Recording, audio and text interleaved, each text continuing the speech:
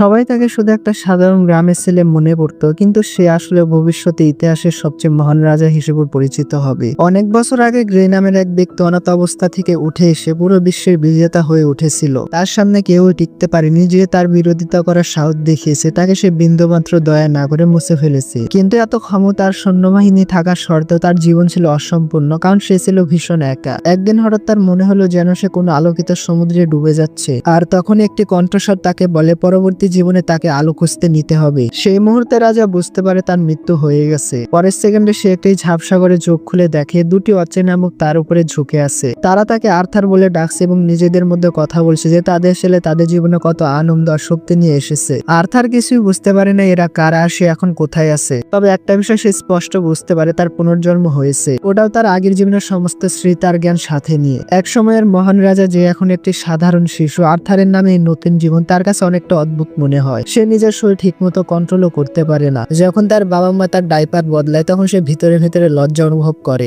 একদিন সে তার বাবাকে জাদু ব্যবহার করে নিজের শরীর শক্তিশালী করতে দেখে, যাতে একাই পুরো ক্ষেত চাষ করতে পারেন। এরপর সে তার মাকে দেখে যে আহত কাউকে জাদুর মাধ্যমে সুস্থ করে তুলতে পারে। আর এখান থেকে আর্থারের মনে কৌতূহল জন্মায়, আর সে বুঝতে পারে এটা তার আগে পৃথিবী না, কারণ এখানে জাদুই বাস্তবতা। শীঘ্রই সে জানতে পারে তার বাবা মা একজন অ্যাডভেঞ্চারার, যিনি প্রায় সময় ওনার বন্ধুদের সঙ্গে দানব শিকারে যান। সে বুঝতে পারে এই পৃথিবীতে প্রত্যেকের কাছে অস্ত্র রাখার স্বাধীনতা আছে, যা একে বিপজ্জনক জায়গায় পরিণত করেছে। এই জন্য আর্থার সিদ্ধান্ত নেয় যত দ্রুত সম্ভব তাকে শক্তিশালী হতে হবে, যেন সে টিকে থাকতে পারে। কিন্তু সমস্যা হলো সে এখন একটি ছোট শিশু, যে তার মায়ের লড়ি শুনলে ঘুমিয়ে পড়ে। তবুও সে ধীরে ধীরে নিজের হতাশা কন্ট্রোল করতে শিখে এবং এই শান্ত মুহূর্তগুলো উপভোগ করতে শুরু করে, কারণ আগের জীবনে ঘুমের মধ্যেও তার উপরে হামলার ভয় থাকতো। কয়েক মাস কেটে যাওয়ার পর আর্থার এখন হামাগুড়ি দিয়ে চলতে পারে। সে ঘুমানোর ভান করে যেন তার মা তাকে একা রেখে যান। তারপর চুপি চুপি বাড়ির লাইব্রেরিতে ঢুকে পড়ে, যেখানে নতুন পৃথিবীর সম্পর্কে বই পড়তে শুরু করে। সে জানতে পারে যে মহাদেশে তারা বাস করে তার দক্ষিণে একটি মানব রাজ্য এবং উত্তরে এলফদের দেশ রয়েছে। মানব রাজ্যে একজন মানুষ রাজা শাসন করেন, তবে তার আগের জীবনের মতো এখানে সিংহাসনের জন্য রক্তাক্ত যুদ্ধ হয় না, রাজার সন্তানই উত্তরাধিকারী হয়। এরপর সে জাদু নিয়ে একটি বই খুঁজে পায়। তখন সে বুঝতে পারে এই জাদুর কারণে এই পৃথিবীতে বিজ্ঞান ও প্রযুক্তি পিছিয়ে আছে। বইয়ে লেখা আছে মাত্র 1% মানুষ জাদু ব্যবহার করতে পারে, কারো জাদু ক্ষমতা সাধারণত তার বাবা মায়ের উপর নির্ভর করে। ম্যাজিক ব্যবহারকারীদের দুইটা ধরন আছে। প্রথমত হচ্ছে অগমেন্টার, যারা মানা ব্যবহার করে নিজেদের শারীরিক শক্তি ব্যাপকভাবে বাড়ায় এবং যোদ্ধার মতো লড়াই করে। দ্বিতীয় ক্যাটাগরি হচ্ছে মেজদের, যারা শরীরের বাইরে মানা ছেড়ে বিভিন্ন মন্ত্র প্রয়োগ করে। আর্থার জানতে পারে তার বাবা একজন মানা অগমেন্টার, কিন্তু তার মায়ের হিলিং ক্ষমতা দেখে সে মনে করে তিনি কোনো সাধারণ নেস না, তার ক্ষমতার মধ্যে বিশেষ কিছু আছে। কিন্তু আপাতত সে বিষয়টি মাথা থেকে সরিয়ে রাখে, মেজ হওয়ার প্রক্রিয়া সম্পর্কে পড়তে থাকে। বইয়ে লেখা আছে জাদু ব্যবহার করতে হলে একটি মানা কোর তৈরি করতে হয়, যে মানা কোর শরীরের ভিতরে থাকা মানাকে এক বিন্দুতে ঘনীভূত করে তৈরি হয়। বেশিরভাগ মানুষ কৈশোরের সময় এটা অর্জন করতে পারে, আর একটি শক্তিশালী মানা কোর গড়ে তুলতে বছরের পর বছর লেগে যায়। তার আগের জীবনে সে নিজের দেহের অভ্যন্তরীণ শক্তি, যাকে কায় বলা হতো, সেটা নিয়ন্ত্রণ করতে পারত। আর কায় কোর তৈরি করা অনেকটা মানা কোর তৈরির মতোই ছিল। আর্থার নিজের শরীরের ভেতরে মানা ফোকাস করা শুরু করে, এই আশায় যে এটাই হবে নতুন দুনিয়া শক্তিশালী হওয়ার প্রথম পদক্ষেপ। কিন্তু যখনই সে মানা কোর ঘটনার কাছাকাছি পৌঁছায়, তখনই তার মা তাকে খুঁজে পেয়ে আবার বিছানায় নিয়ে যান। চোখের পলকে 2 বছর কেটে যায়। একদিন যখন তার মা তার সম্পর্কে ডায়েরি লিখছিলেন, আর্থার বাইরে গিয়ে তার বাবার কাছ থেকে তলোয়ার চালানো শিখতে শুরু করে। আর যখনই সে কাঠের লাঠিকে তলোয়ার ভেবে ঘোরাতে থাকে, তখনই তার মা বাইরে আসে। আর তার হাজবেন্ডের উপরে রাগ করেন, ছেলেটা ঠিকমতো হাঁটতে শিখেনি আর তিনি তাকে তলোয়ার শেখাচ্ছে। আর্থারের কাছে এটা মনে শখ ছিল না, কারণ সে এখন ভালো করে বুঝে গেছে এই বাড়ির আসল বস তার মা। মাঝে মাঝে তার মা তাকে কাছের শহরে নিয়ে যায়। আর্থার সেখানে গিয়ে দারুণ খুশি হয়, কারণ এতে সে পৃথিবীকে ভালো করে বুঝতে পারে। নানা ধরনের অস্ত্র, অদ্ভুত সব জিনিস, সবকিছু তাকে আকর্ষণ করে। কিন্তু সবচেয়ে বেশি তাকে যেটা টানে ওটা হচ্ছে ম্যাজিক। আর শহরে থাকলে সে সবচেয়ে বেশি ম্যাজিক দেখার সুযোগ পায়। এসবের পাশাপাশি আর্থার তার বাবা মায়ের সঙ্গে শান্তিপূর্ণ জীবন কাটায়। যদিও সে বাচ্চার দেহে আটকে থাকাটা তার অস্বস্তিকর লাগে, তবুও সে ধীরে ধীরে শান্তি জীবনকে ভালোবাসতে শুরু করে। তার বাবা মা তার প্রতিটি চাহিদার খেয়াল রাখেন, আর এটা তাকে তার আগের জীবনের কথা মনে করিয়ে দেয়, যেখানে সে একটা পরিবারের জন্য আকুল ছিল, কিন্তু সেই স্বপ্ন কখনো পূরণ হয়নি। একদিন সে দেখে তার বাবা নিজের শক্তি বাড়াতে ম্যাজিক অনুশীলন করছে।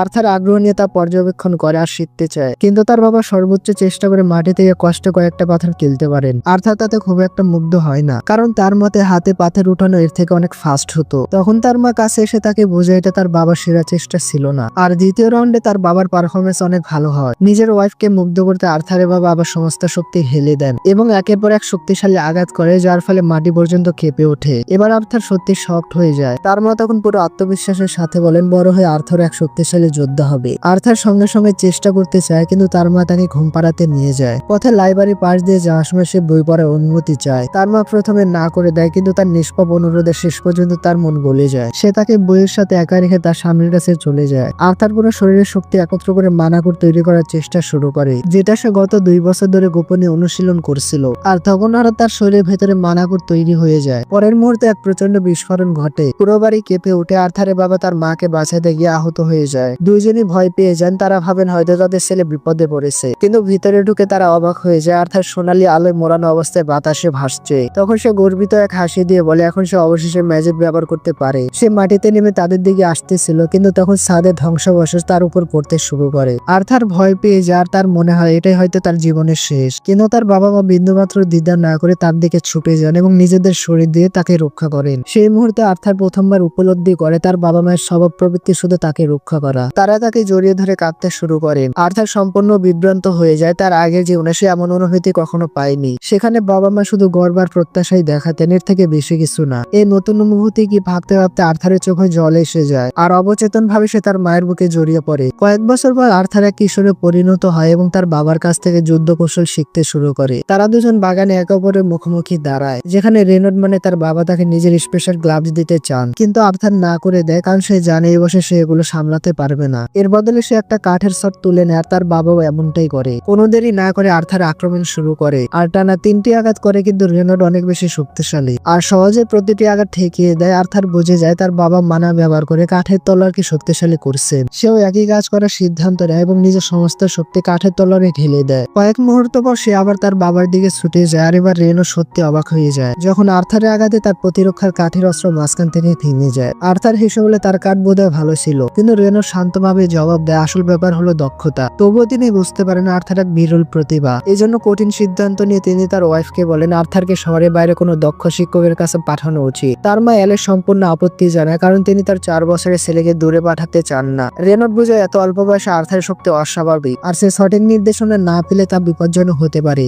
এর আগে চূড়ান্ত সিদ্ধান্ত হবে আর্থার নিজে বলে ওঠে আমরা সবাই একসাথে যাব। আইডিয়াটা যদিও অদ্ভুত, কিন্তু শেষ পর্যন্ত তার বাবা মা রাজি হয়ে যায়। কয়েকদিন পর রেনল্ড আর অ্যালেস তাদের পুরনো দলের সদস্যদের সাথে যোগ দেয়। আর্থার সবাইকে ভদ্রভাবে নিজের পরিচয় দেয়। দলে ছিল Adam, Lira, Angela, Kaui, Owen, Helen, Archer আর জেসমিন। যে কোনো একটা কারণে অদ্ভুত দৃষ্টিতে আর্থারের দিকে তাকিয়ে থাকে। তাদের যাত্রা শুরু হয়ে যায়। আর্থার খেয়াল করে এই পৃথিবীর পরিবহন ব্যবস্থা এখনো বেশ পুরনো। তার আগের জীবনে যেখানে এয়ার ট্যাক্সি সর্বত্র ছিল, এখানে এখনো গরুর গাড়ি ভরসা। এরপরে তারা খাবারের জন্য এক জায়গায় থামে, কিন্তু খাবারের গন্ধে জঙ্গলে দানবেরা বেরিয়ে আসে আর পরিকল্পনা ভেস্তে যায়। জেসমিন মুহূর্তে ঝাঁপিয়ে পড়ে, তার 2টি ড্যাগার বের করে সামনে যে নেকড়ে পায় তাকে কেটে ফেলে। রেনল্ড, অ্যাডাম আর হেলেন নিজের অস্ত্র দিয়ে অনেক দানবদের শেষ করে। এদিকে ডার্ডেন আর অ্যাঞ্জেলা তাদের ম্যাজিক ব্যবহার করে বাকি দানবদের পুরোপুরি নিশ্চিহ্ন করে দেয়। সেই রাতে তারা দানবদের মাংস খায়। একটু পরে অ্যালেস খেয়াল করে রেনল্ডের হাত এখনো রক্তাক্ত। সে তাকে সুস্থ করার সিদ্ধান্ত নেয়। সঙ্গে সঙ্গে দলের অন্য সদস্যরা প্রতিরক্ষামূলক বৃত্ত তৈরি করে। এতে আর্থার কিছুক্ষণের জন্য বিভ্রান্ত থাকে, তারপর সে বুঝতে পারে তার মা একজন অত্যন্ত বিরল হিলার মেজ, আর এই কারণে তাকে সবসময় অপহরণের ঝুঁকিতে থাকতে হয়। এই কারণে তারা শহর ছেড়ে গ্রামে লুকিয়েছিল। তার হিলিং ম্যাজিক নিখুঁতভাবে কাজ করে। এরপর অ্যাডাম বলে তার একটু অনুশীলন দরকার। সে আর্থারকে ট্রেনিং এর জন্য ডাকে। আর্থার এতে রাজি হয়। অ্যাডাম তার বর্ষার ধারালো অংশ কাপড় দিয়ে মুড়ে নেয় যেন গুরুতর কোনো আঘাত না লাগে। দুইজনে অস্ত্র বানা দিয়ে চার্জ করে প্রস্তুত হয়, কিন্তু অ্যাডাম স্তব্ধ হয়ে যায় যখন আর্থার প্রথমে ম্যাজিক দিয়ে নিজের গতি বাড়িয়ে লাইটনিং ফাস্ট অ্যাডামের দিকে ধেয়ে যায়, আর হঠাৎ অদৃশ্য হয়ে তার পিছনে উপস্থিত হয়। অ্যাডাম পুরোপুরি হতভম্ব হয়ে যায়। দুর্ভাগ্যবশত তখনই আর্থারের পা একটু পিছলে যায়, আর সে এক মুহূর্তে অ্যাডাম পাল্টা আঘাতের সুযোগ পায়। দেখতে দেখতে পরিস্থিতি উত্তপ্ত হয়ে ওঠে। আর্থারের ক্ষমতা দেখে সবাই বিস্মিত হয়ে যায়, কিন্তু তার হালকা শরীরের কারণে সে আকাশে ছিটকে যায়। অবস্থা খারাপ হওয়ার আগে অ্যাঞ্জেলা তার উইন ম্যাজিক ব্যবহার করে তাকে বাঁচিয়ে নেয়। আর্থার নিরাপদে মাটিতে নেমে আসে। এদিকে দলের অন্যরা অ্যাডামকে বকাঝকা করে, কারণ সে একটা ছোট ছেলের সাথে বেশি কঠোর হয়েছে। অ্যাডাম নিজেকে সাফাই দিয়ে বলে ছেলেটা দেখতে যেমন তার চেয়ে অনেক বেশি শক্তিশালী, কিন্তু কেউ তার কথা খুব একটা গুরুত্ব দেয় না। অন্যদিকে জেসমিন আর্থারের দক্ষতায় বেশ মুগ্ধ, আর সে তার কৌশল নিয়ে প্রশ্ন করতে থাকে। পরের কয়েকদিন অনেক দ্রুত কেটে যায়। আর্থার দলে প্রায় সবার সাথে অনুশীলন করে, একসাথে খায়, ঘুমায়, এরপরে আবারও প্র্যাকটিস করতে নেমে যায়। সে অ্যাডামের কাছ থেকে কাছাকাছি যুদ্ধ কৌশল শেখে, রেন্ডের কাছ থেকে শারীরিক শক্তি অনুশীলন, হেলেনের কাছ থেকে তীরন্দাজি, আর জেসমিনের কাছ থেকে দ্রুত দৌড়ানো। আর এমনটা মনে হয় জেসমিনের সেই ছোট ছেলেটাকে বেশ পছন্দ হয়ে গেছে। একদিন জেসমিন মজা করে তার ছোট তলার একটু বেবি অয়েল মেখে তাকে মিউজিক পার্টিতে নিয়ে যাওয়ার ভান করে, কিন্তু তার মা চান না আর্থার ঝুঁকিতে পড়ুক, এর জন্য সঙ্গে সঙ্গে তাকে ফিরিয়ে নেয়। কিছুদিন পর তারা আবার গরুর গাড়িতে যাত্রা শুরু করে, কিন্তু হঠাৎ অদ্ভুত পরিস্থিতি তৈরি হয় আর তাদের সেখানে থামতে হয়। পরের মুহূর্তে মুহূর্তে তীরের বৃষ্টি তাদের দিকে নেমে আসে। আর্থার সঙ্গে সঙ্গে বুঝে যায় এটা ডাকাতদের অতর্কিত হামলা। রেনল্ড আর অ্যাডাম চিন্তা না করে গাড়ির সামনে লাফিয়ে পড়ে। অ্যাঞ্জেলা তার উইন্ড ম্যাজিক দিয়ে তাদের দিকে আসা তীরগুলো মাঝ আকাশে উড়িয়ে দেয়। আর্থার বাইরে তাকিয়ে দেখে তারা চারদিক থেকে ডাকাতদের ধারা ঘেরা। এক চতুর ডাকাত নেতা তাদেরকে আদেশ দেয় অ্যালেস আর আর্থারকে কোনো ক্ষতি করা যাবে না, বাকিদের মেরে ফেলতে হবে, কারণ এদের জীবিত ধরে বেশি দামে বিক্রি করা যাবে। সব ডাকাতরা উন্মুক্ত হয়ে যুদ্ধক্ষেত্রে ঝাঁপিয়ে পড়ে, কিন্তু রেনল্ড আর তার সঙ্গীরা একের পর এক ডাকাতকে মারতে থাকে। আর্থার স্পষ্ট দেখতে পায় ব্যক্তিগত শক্তির দিক থেকে তার দল অনেক বেশি শক্তিশালী। আসল সমস্যা শুরু হয় যখন ডাকাতরা তাদের সংখ্যার সুবিধা নিয়ে ঘিরে ফেলে। দীর্ঘ লড়াইয়ে দলের সদস্যরা ক্লান্ত হয়ে পড়তে থাকে। তখন ডাকাত নেতা সরাসরি রেনল্ডের মুখোমুখি হয় এবং তাকে প্রচন্ড আঘাতে ছুড়ে মারে সেই গাড়ির উপরে যেখানে আর্থার বসেছিল। গাড়িটি ভেঙে চুরমার হয়ে যায়। অ্যালেস সঙ্গে সঙ্গে রেনল্ডের সাহায্যে এগিয়ে যায়, কিন্তু রেনল্ড তাকে ম্যাজিক ব্যবহার করতে নিষেধ করে, কারণ এতে পরিস্থিতি আরো খারাপ হতে পারে। সে নিজে দাঁড়িয়ে আর্থারকে বলে সে যেন তার মাকে নিরাপদ জায়গায় নিয়ে যায়, কারণ ডাকাত নেতাকে সে নিজে সামলাবে। আর্থার স্পষ্ট লড়াই করতে চায় আর আত্মবিশ্বাসের সঙ্গে বলে সে এই গুন্ডাদের সামলাতে পারবে, কিন্তু তার বাবা চিৎকার করে ওঠেন তোমার সত্যি তোমার মাকে রক্ষা করতে ব্যবহার করো, কারণ সে গর্ভবতী। এক মুহূর্তের জন্য আর্থারের মাথায় আসে এরা এত কিছু করার সময় কখন পেল, কিন্তু সে আর দেরি না করে অ্যালেসকে নিয়ে দৌড় দেয়। ডাকাত নেতা তাদের পিছু নিতে চায়, কিন্তু রেনল্ড তার উপরে আবার আক্রমণ করে, যার কারণে তাকে প্রতিরক্ষায় যেতে হয়। এদিকে আর্থার দৌড়াতে থাকে, কিন্তু কিছু দূর যেতে তার পথ কয়েকজন শত্রু ঘিরে ফেলে। সৌভাগ্যবশত তার সঙ্গীরা অত্যন্ত পেশাদার আর এক এক করে সব ডাকাতকে শেষ করে দেয়। সে দ্রুত ধন্যবাদ জানিয়ে আবার পুরোগতিতে ছুটতে থাকে, কিন্তু হঠাৎ এক মেষ তাদের উপরে আক্রমণ করে আর তার উন শক্তি দিয়ে সরাসরি আঘাত করে। আর্থার সিদ্ধান্ত নেয় প্রথমে তার মাকে নিরাপদে সরাতে হবে, কিন্তু আঘাতের সবচেয়ে বেশি প্রভাব পড়ে তার উপর, আর সে বাতাসে ছিটকে সোজা সেই পাহাড়ের নিচে পড়ে যায়। পড়তে পড়তে সে মনে মনে ঠিক করে সে একা মরবে না। কোমরের রশিবাদের ড্যাগা সে আক্রমণকারীর দিকে ছুড়ে দেয়, শত্রু তার সঙ্গে নিচে পড়ে যায়। ডার্ট আর অ্যাঞ্জেলা দ্রুত ম্যাজিক ব্যবহার করে ছোট্ট আর্থারকে বাঁচানোর চেষ্টা করে। অ্যালেস চোখে জল নিয়ে তার নাম ধরে ডাকতে থাকে, কিন্তু এই পুরো মুহূর্তে আর্থার অদ্ভুত এক শান্তি অনুভব করে, যেন সে কিছু অর্জন করে নিয়েছে। সে ভাবতে থাকে এটাই কি সুখ। ঠিক তখনই তার চোখে জল আসে, কারণ সে বুঝতে পারে সে বড় ভাই হতে যাচ্ছিল, কিন্তু হয়তো এই জীবন এখানেই শেষ। কিন্তু পড়ে যাওয়ার পর যখন আর্থার চোখ খুলে সে দেখে সে এখনো বেঁচে আছে। সে বিভ্রান্ত হয়ে চারপাশ দেখে, হঠাৎ তখন তার নিচের মাটি কাঁপতে শুরু করে আর তার দিকে কিছু একটা এগিয়ে আসছে। উঠে দাঁড়াতে গিয়ে সে দেখে এক ভয়ঙ্কর দানব তার নাম ধরে ডাকছে। এটা শুনে আর্থার ভয়ে জমে যায়, কিন্তু সে জন্মগত যোদ্ধা যে লড়াই না করে হার মানবে না। সে দানবের দিকে ঝাঁপিয়ে পড়ে, কিন্তু দানব সহজে তাকে দূরে ছুঁড়ে ফেলে। কষ্ট করে উঠে দাঁড়ানোর পর দানব তাকে বলে তার এখনো অনেক কিছু শেখার বাকি। তারপর সে আশ্বাস দিয়ে বলে আমি তোমার শত্রু নয়, বরং তোমার বন্ধু। আর্থার কিছুই বুঝতে পারে না এটা আসলে কি হচ্ছে। হঠাৎ দানবটি তার জন্য ফল তুলতে শুরু করে, তখন সে বলে আগে তোমাকে খেতে হবে, তারপর কথা হবে, না হলে আমি তোমার কোনো প্রশ্নের উত্তর দেব না। অন্য কোনো উপায় না দেখে আর্থার দ্রুত খেয়ে নেয়। খাওয়ার পর সে জিজ্ঞেস করে তার বাবা মা কি ঠিক আছেন। দানবটি তাকে এক দৃশ্য দেখায় যেখানে তার বাবা মা তাদের বন্ধুরা ডাকাতদের সঙ্গে লড়াই করেছিল, আর এখন সেই রাস্তায় ডাকাতদের লাশে ভরা ছিল। ডেমন জানায় যে তার আপনজনরা সবাই বেঁচে আছে এবং কয়েকদিন আগে আবার যাত্রা শুরু করেছে। এই কথা শুনে আর্থারের চোখে স্বস্তির জল আসে। সে দানবের নাম জানতে চায় যেন তাকে ঠিকমতো ধন্যবাদ জানাতে পারে। দানবটি নিজের নাম বলে সিলভিয়া। কয়েকদিন কেটে যায়, আর্থার এখনো সিলভিয়ার গুহায় থাকে। ক্ষত পুরোপুরি সেরে ওঠা পর্যন্ত সে ফল খেয়ে দিন কাটায়। সে যত দ্রুত সম্ভব তার বাবা মায়ের কাছে ফিরতে চায়, কিন্তু সিলভিয়া জানায় এটা এত সহজ না, কারণ মাঝখানে এমন এক জঙ্গল আছে যা ভয়ঙ্কর দানব আর ক্রিমিনালস দিয়ে ভরা। তবে সিলভিয়ার কাছে আরেকটি উপায় আছে, যেটা স্পেস টাইমের একটি ছিদ্র তৈরি করে সরাসরি পৌঁছে দেওয়া, কিন্তু এতে অনেক সময় লাগে। আর্থার বিষয়টি বুঝতে পারে। সিলভিয়া যখন স্পেস টাইম পোর্টাল তৈরি করার প্রস্তুতি নিচ্ছে, তখন সে নিজের দক্ষতা অনুশীলন চালিয়ে যায়। ধীরে ধীরে তার কাছে পরিষ্কার হয়ে যায় সিলভিয়া দেখতে যত ভয়ঙ্কর ডেমনের মতো হোক, বাস্তবে সে অত্যন্ত নরম মনের। আর তার চেয়েও বড় কথা, সে সত্যি আর্থারের প্রতি আন্তরিকভাবে যত্নশীল। একদিন আর্থার যখন নিজের মানা করে মনোযোগ দিয়ে অনুশীলন করছিল, তখন সিলভিয়া সিদ্ধান্ত নেয় সে তাকে এমন একটি কৌশল শিখাবে যা সাধারণত মানুষ জানেই না। সে উন থেকে সরাসরি মানা শক্তি সংগ্রহ করে আর নিজের হাতে একটি গণশক্তির বল তৈরি করে। এটা দেখে আর্থার সত্যি অবাক হয়ে যায়, কারণ এমন কিছু সে আগে কখনো দেখেনি। সিলভিয়া তখন ব্যাখ্যা করে অধিকাংশ মানুষ মনে করে তারা হয় মানা শোষণ করতে পারে, নয়তো সেটা ব্যবহার করতে পারে। দুইটা একসাথে কখনো সম্ভব না, কিন্তু প্রকৃতিতে এমন অনেকে আছে যারা একই সময় দুইটা কাজ অনায়াসে করতে পারে। সে আর্থারকে এই কৌশল শেখাতে প্রস্তুত হয়, কিন্তু তার আগে সে একটি প্রশ্ন করে তুমি যদি অনেক শক্তিশালী হয়ে ওঠো, তাহলে সেই শক্তি দিয়ে তুমি কি করবে?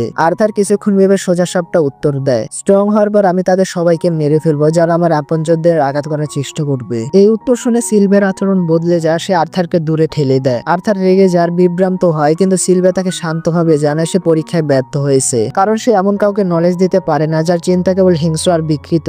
আর্থার এটা শুনে স্তব্ধ হয়ে যায়, কারণ তার আগের জীবনে তাকে এটাই শেখানো হয়েছিল শত্রুকে হত্যা করলে শক্তি পাওয়া যায়। কিন্তু যখন সিলভিয়া তাকে জিজ্ঞেস করে সবসময় হিংসা নিয়ে ভাবতে তোমার ভালো লাগে, তখন তার কাছে কোনো উত্তর থাকে থাকে না, সে চুপ করে যায়। সিলভিয়া তখন বলে শক্তি শুধু ধ্বংসের জন্য হয় না, আর সে চায় না আর্থার নিজের জীবন রক্ত ও সহিংসতায় নষ্ট করুক। তার কথা আর্থারের হৃদয় ছুঁয়ে যায়, আর তার এমনটা ফিল হয় সিলভিয়া যেন তার আগের জীবনের সম্পর্কে সবকিছু জানে। সে আবার একই প্রশ্ন করে, শক্তিশালী হলে তুমি কি করবে? এবার আর্থার একটু থেমে সৎভাবে উত্তর দেয়, আমি তাদের রক্ষা করব যাদের আমি সত্যি ভালোবাসি। এই উত্তর শুনে সিলভিয়া সত্যি খুশি হয়ে যায়, আর সে আর্থারকে পরিবেশ থেকে সরাসরি মানা সংগ্রহ করা কৌশল শিখাতে শুরু করে। আশ্চর্যজনক ভাবে আর্থার খুব দ্রুত তা করে ফেলে। উত্তেজিত হয়ে যখন সে নিজের অগ্রগতি দেখাতে সিলভিয়ার দিকে দৌড়ে যায়, ঠিক তখনই সিলভিয়া তাকে গুহার ভিতরে ঠেলে দেয়, যার কারণে আর্থার পাথরের মাঝে চাপা পড়ে যায়। তখন সে সম্পূর্ণ হতবাক, কিন্তু সিলভিয়ার টেলিপ্যাথির মাধ্যমে কথা বলে আর তাকে চুপ থাকতে বলে। কিছুক্ষণ পর সিলভিয়ার মতো আরেকটি ডেমন সেখানে উপস্থিত হয় এবং তাকে ফিরে যেতে বলে। সিলভিয়া স্পষ্টভাবে অস্বীকার করে। উত্তরে সেই দানব তার দিকে এক শক্তিশালী পাওয়ার গুলা ছুড়ে মারে।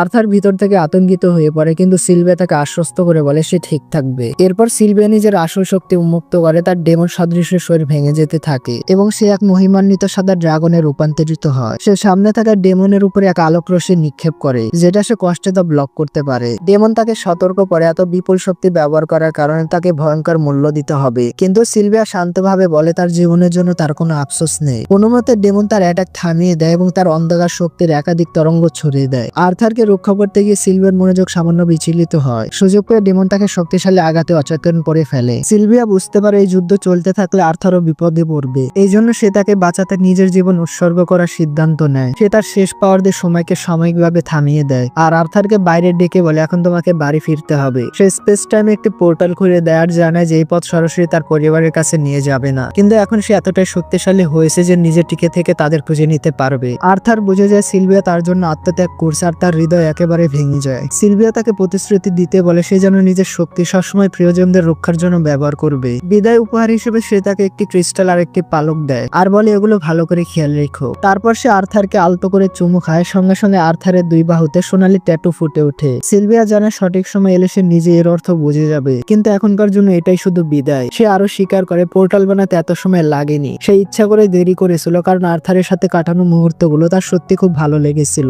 এই কথা শুনে আর্থার কেঁদে ফেলে। সে উপলব্ধি করে এই মুহূর্তে তাকে রক্ষা করার মতো যথেষ্ট শক্তিশালী সে না, যদিও সে রক্ষা করার প্রতিশ্রুতি দিয়েছিল। সিলভিয়া বলে এই পরিস্থিতিতে সে ভুল না, আর তাকে দ্রুত যেতে হবে। আর্থার তখন আবেগে বলে তুমি ড্রাগন হও বা দানব আমার কিছু যায় আসে না, তুমি আমার পরিবার, আর পরিবারকে কখনো ফেলে যাওয়া যায় না। সিলভিয়া মৃদু হেসে বলে তার তো আগে একজন মা আছে। তখন আর্থার সিদ্ধান্ত নেয় সে তাকে দাদি বলে ডাকবে। একথা শুনে ড্রাগনের চোখে অশ্রু ঝরে পড়ে। এরপরে সিলভিয়া তাকে পোর্টালের দিকে ঠেলে দেয় আর আর্থার ক্রিস্টাল ও পালক শক্ত করে ধরে, কিন্তু পোর্টালে ঢোকার আগে সে একবার পেছনে তাকায় আর ঠিক তখনই অদৃশ্য শক্তি তাকে টেনে নিয়ে যায়। সে চলে যাওয়ার পর সিলভিয়া বাকি শক্তি দিয়ে সময়কে স্বাভাবিক করে দেয় আর সেই মুহূর্তে ডেমন আবার তার উপরে হামলা করে। সিলভিয়া মাটিতে পড়ে যায়। যখন ডেমন নিজের বিজয় নিশ্চিত করতে এগিয়ে আসে, ঠিক সেই মুহূর্তে সিলভিয়া সে শক্তিটুকু জড়ো করে পয়েন্ট ব্ল্যাঙ্ক রেঞ্জ থেকে তার উপরে ভয়ঙ্কর হামলা করে। অন্যদিকে আর্থার পোর্টালের ভিতর দিয়ে অতিক্রম করছিল। হঠাৎ সে আবার সিলভিয়ার কণ্ঠ শুনতে পায়। সিলভিয়া বলে দুঃখ পাওয়া স্বাভাবিক, কিন্তু সেই দুঃখকে একদিন আনন্দে বদলাতে হলে তাকে কঠোর পরিশ্রম করতে হবে।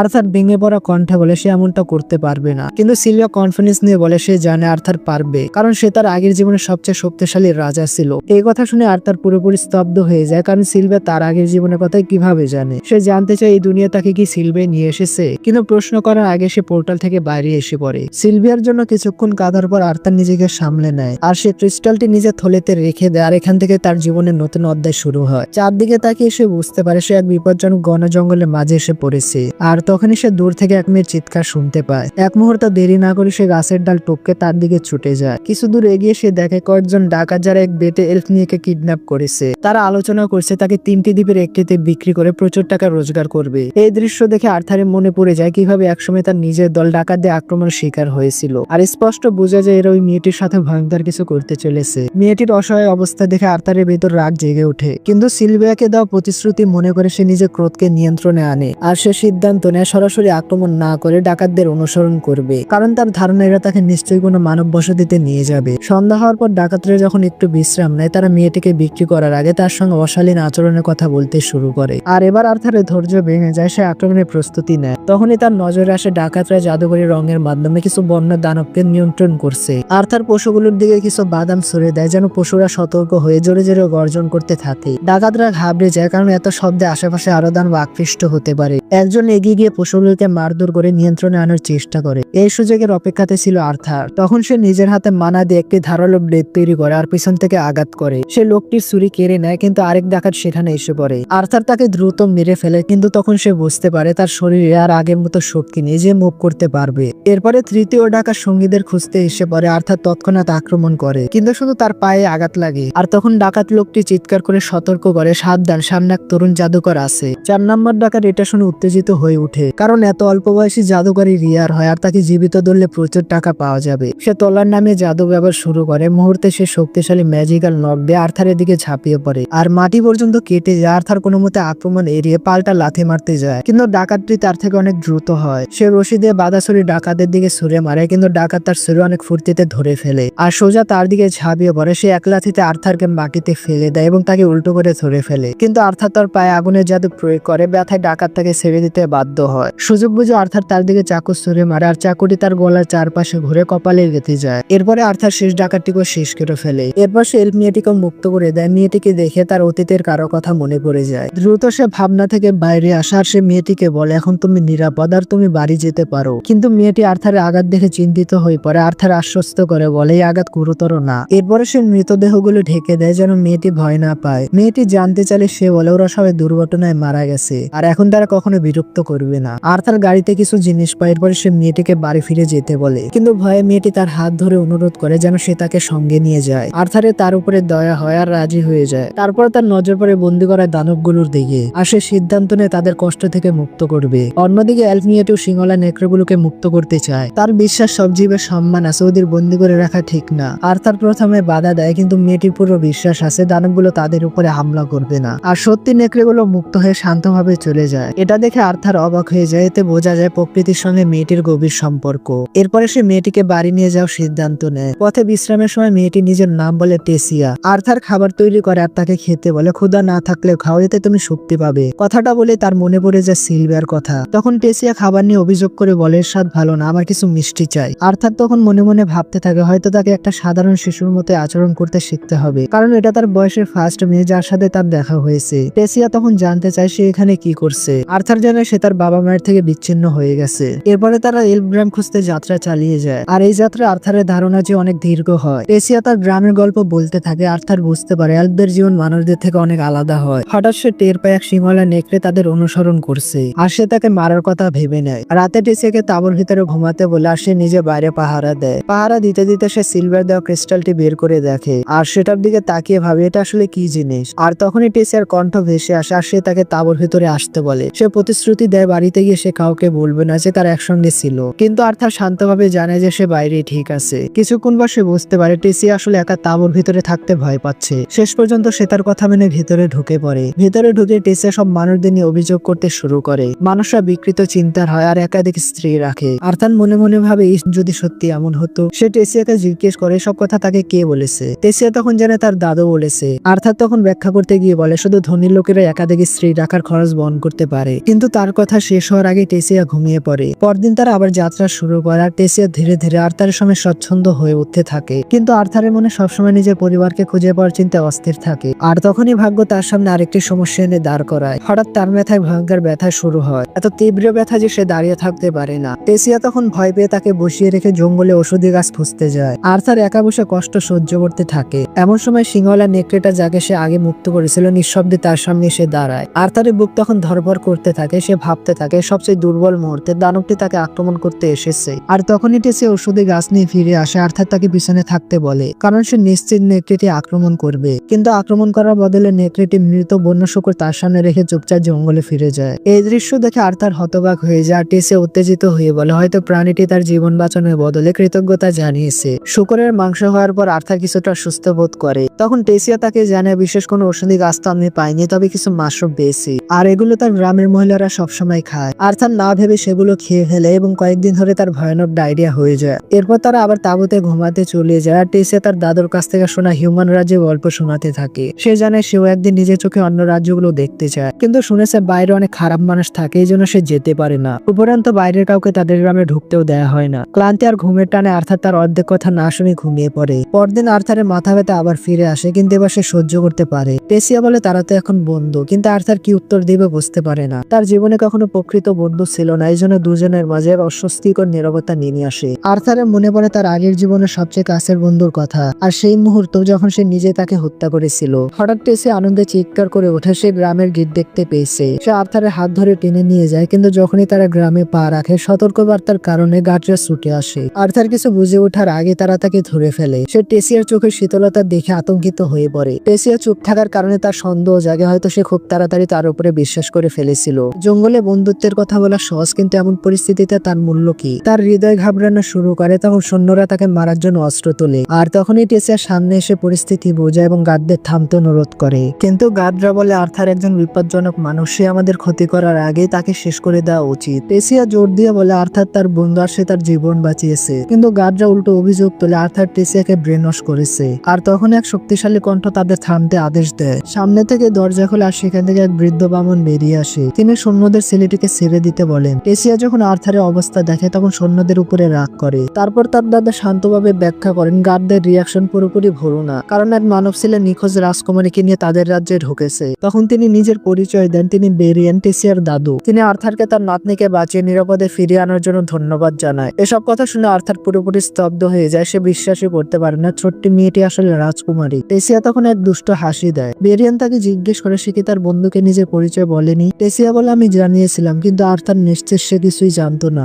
এমন সময় টেসিয়ার বাবা মা সেখানে এসে পৌঁছায়, আর টেসিয়া দৌড়ে তাদের বুকে ঝাঁপিয়ে পড়ে। তার বাবা আর্থারকে দেখে একেবারে বর্ণবাদী আলফের মতো সৈন্যদের তাকে হত্যা করার নির্দেশ দেন, কিন্তু বেরিয়ান মাঝখানে এসে বোঝে আর্থার মানুষ হলে সেই রাজকুমারীকে বাঁচিয়েছে এবং তাকে নিরাপদে বাড়ি পৌঁছে দিয়েছে। টেসিয়াও জোর দিয়ে আর্থারের পক্ষে কথা বলে। শেষ পর্যন্ত তার বাবা বাধ্য হয়ে তাকে প্রাসাদে আসার অনুমতি দেন। বেরিয়ান তখন জানে পরে তিনি আর্থারের সঙ্গে একান্তে কথা বলতে চান। আর্থার বৃদ্ধ লোকটির মধ্যে এক অদ্ভুত রহস্যময় শক্তির উপস্থিতি অনুভব করে। এতটুকু কথা শেষ হতে টেসিয়া আর্থারের হাত ধরে শহরের গলির ভেতরে দৌড়াতে শুরু করে। আর্থার এসব কিছু দেখে কিছুটা আশ্চর্য হয়ে যায়। চারপাশের বামনরা মানুষদের সঙ্গে দীর্ঘ যুদ্ধের ইতিহাসের কারণে তাকে ঘৃণা আর রাগের চোখে তাকিয়ে থাকে। আর্থারে তাতে খুব একটা যায় আসে না, কিন্তু যখন সে প্রথম সাহায্য চেয়েছিল তখন টেসিয়ার মুখে যে শীতল এক্সপ্রেশন দেখেছিল সেই জিনিসটা তাকে ভিতর থেকে কুরে কুরে খাচ্ছিল। উপরন্ত বুকের ব্যথাটা বাড়ছিল, এই জন্য সে মনে মনে ঠিক করে এখন থেকে তাকে আরো সতর্ক থাকতে হবে। কিছুক্ষণ পর তারা প্রাসাদে পৌঁছায়। টেসিয়ার দাসীদের আদেশ দেয় যেন আর্থারের সম্ভাব্য সব রকমের সেবা করা হয়। তার থাকার ব্যবস্থাও করতে শুরু করে, কিন্তু আর্থারের মনে হয় সবার আগে তার নিজের বাবা মায়ের সঙ্গে যোগাযোগ করা দরকার। তাকে কথা বলার অনুমতি দেওয়া হয়, কিন্তু টেসিয়া তাকে টেবিলে বসতে বলে। চা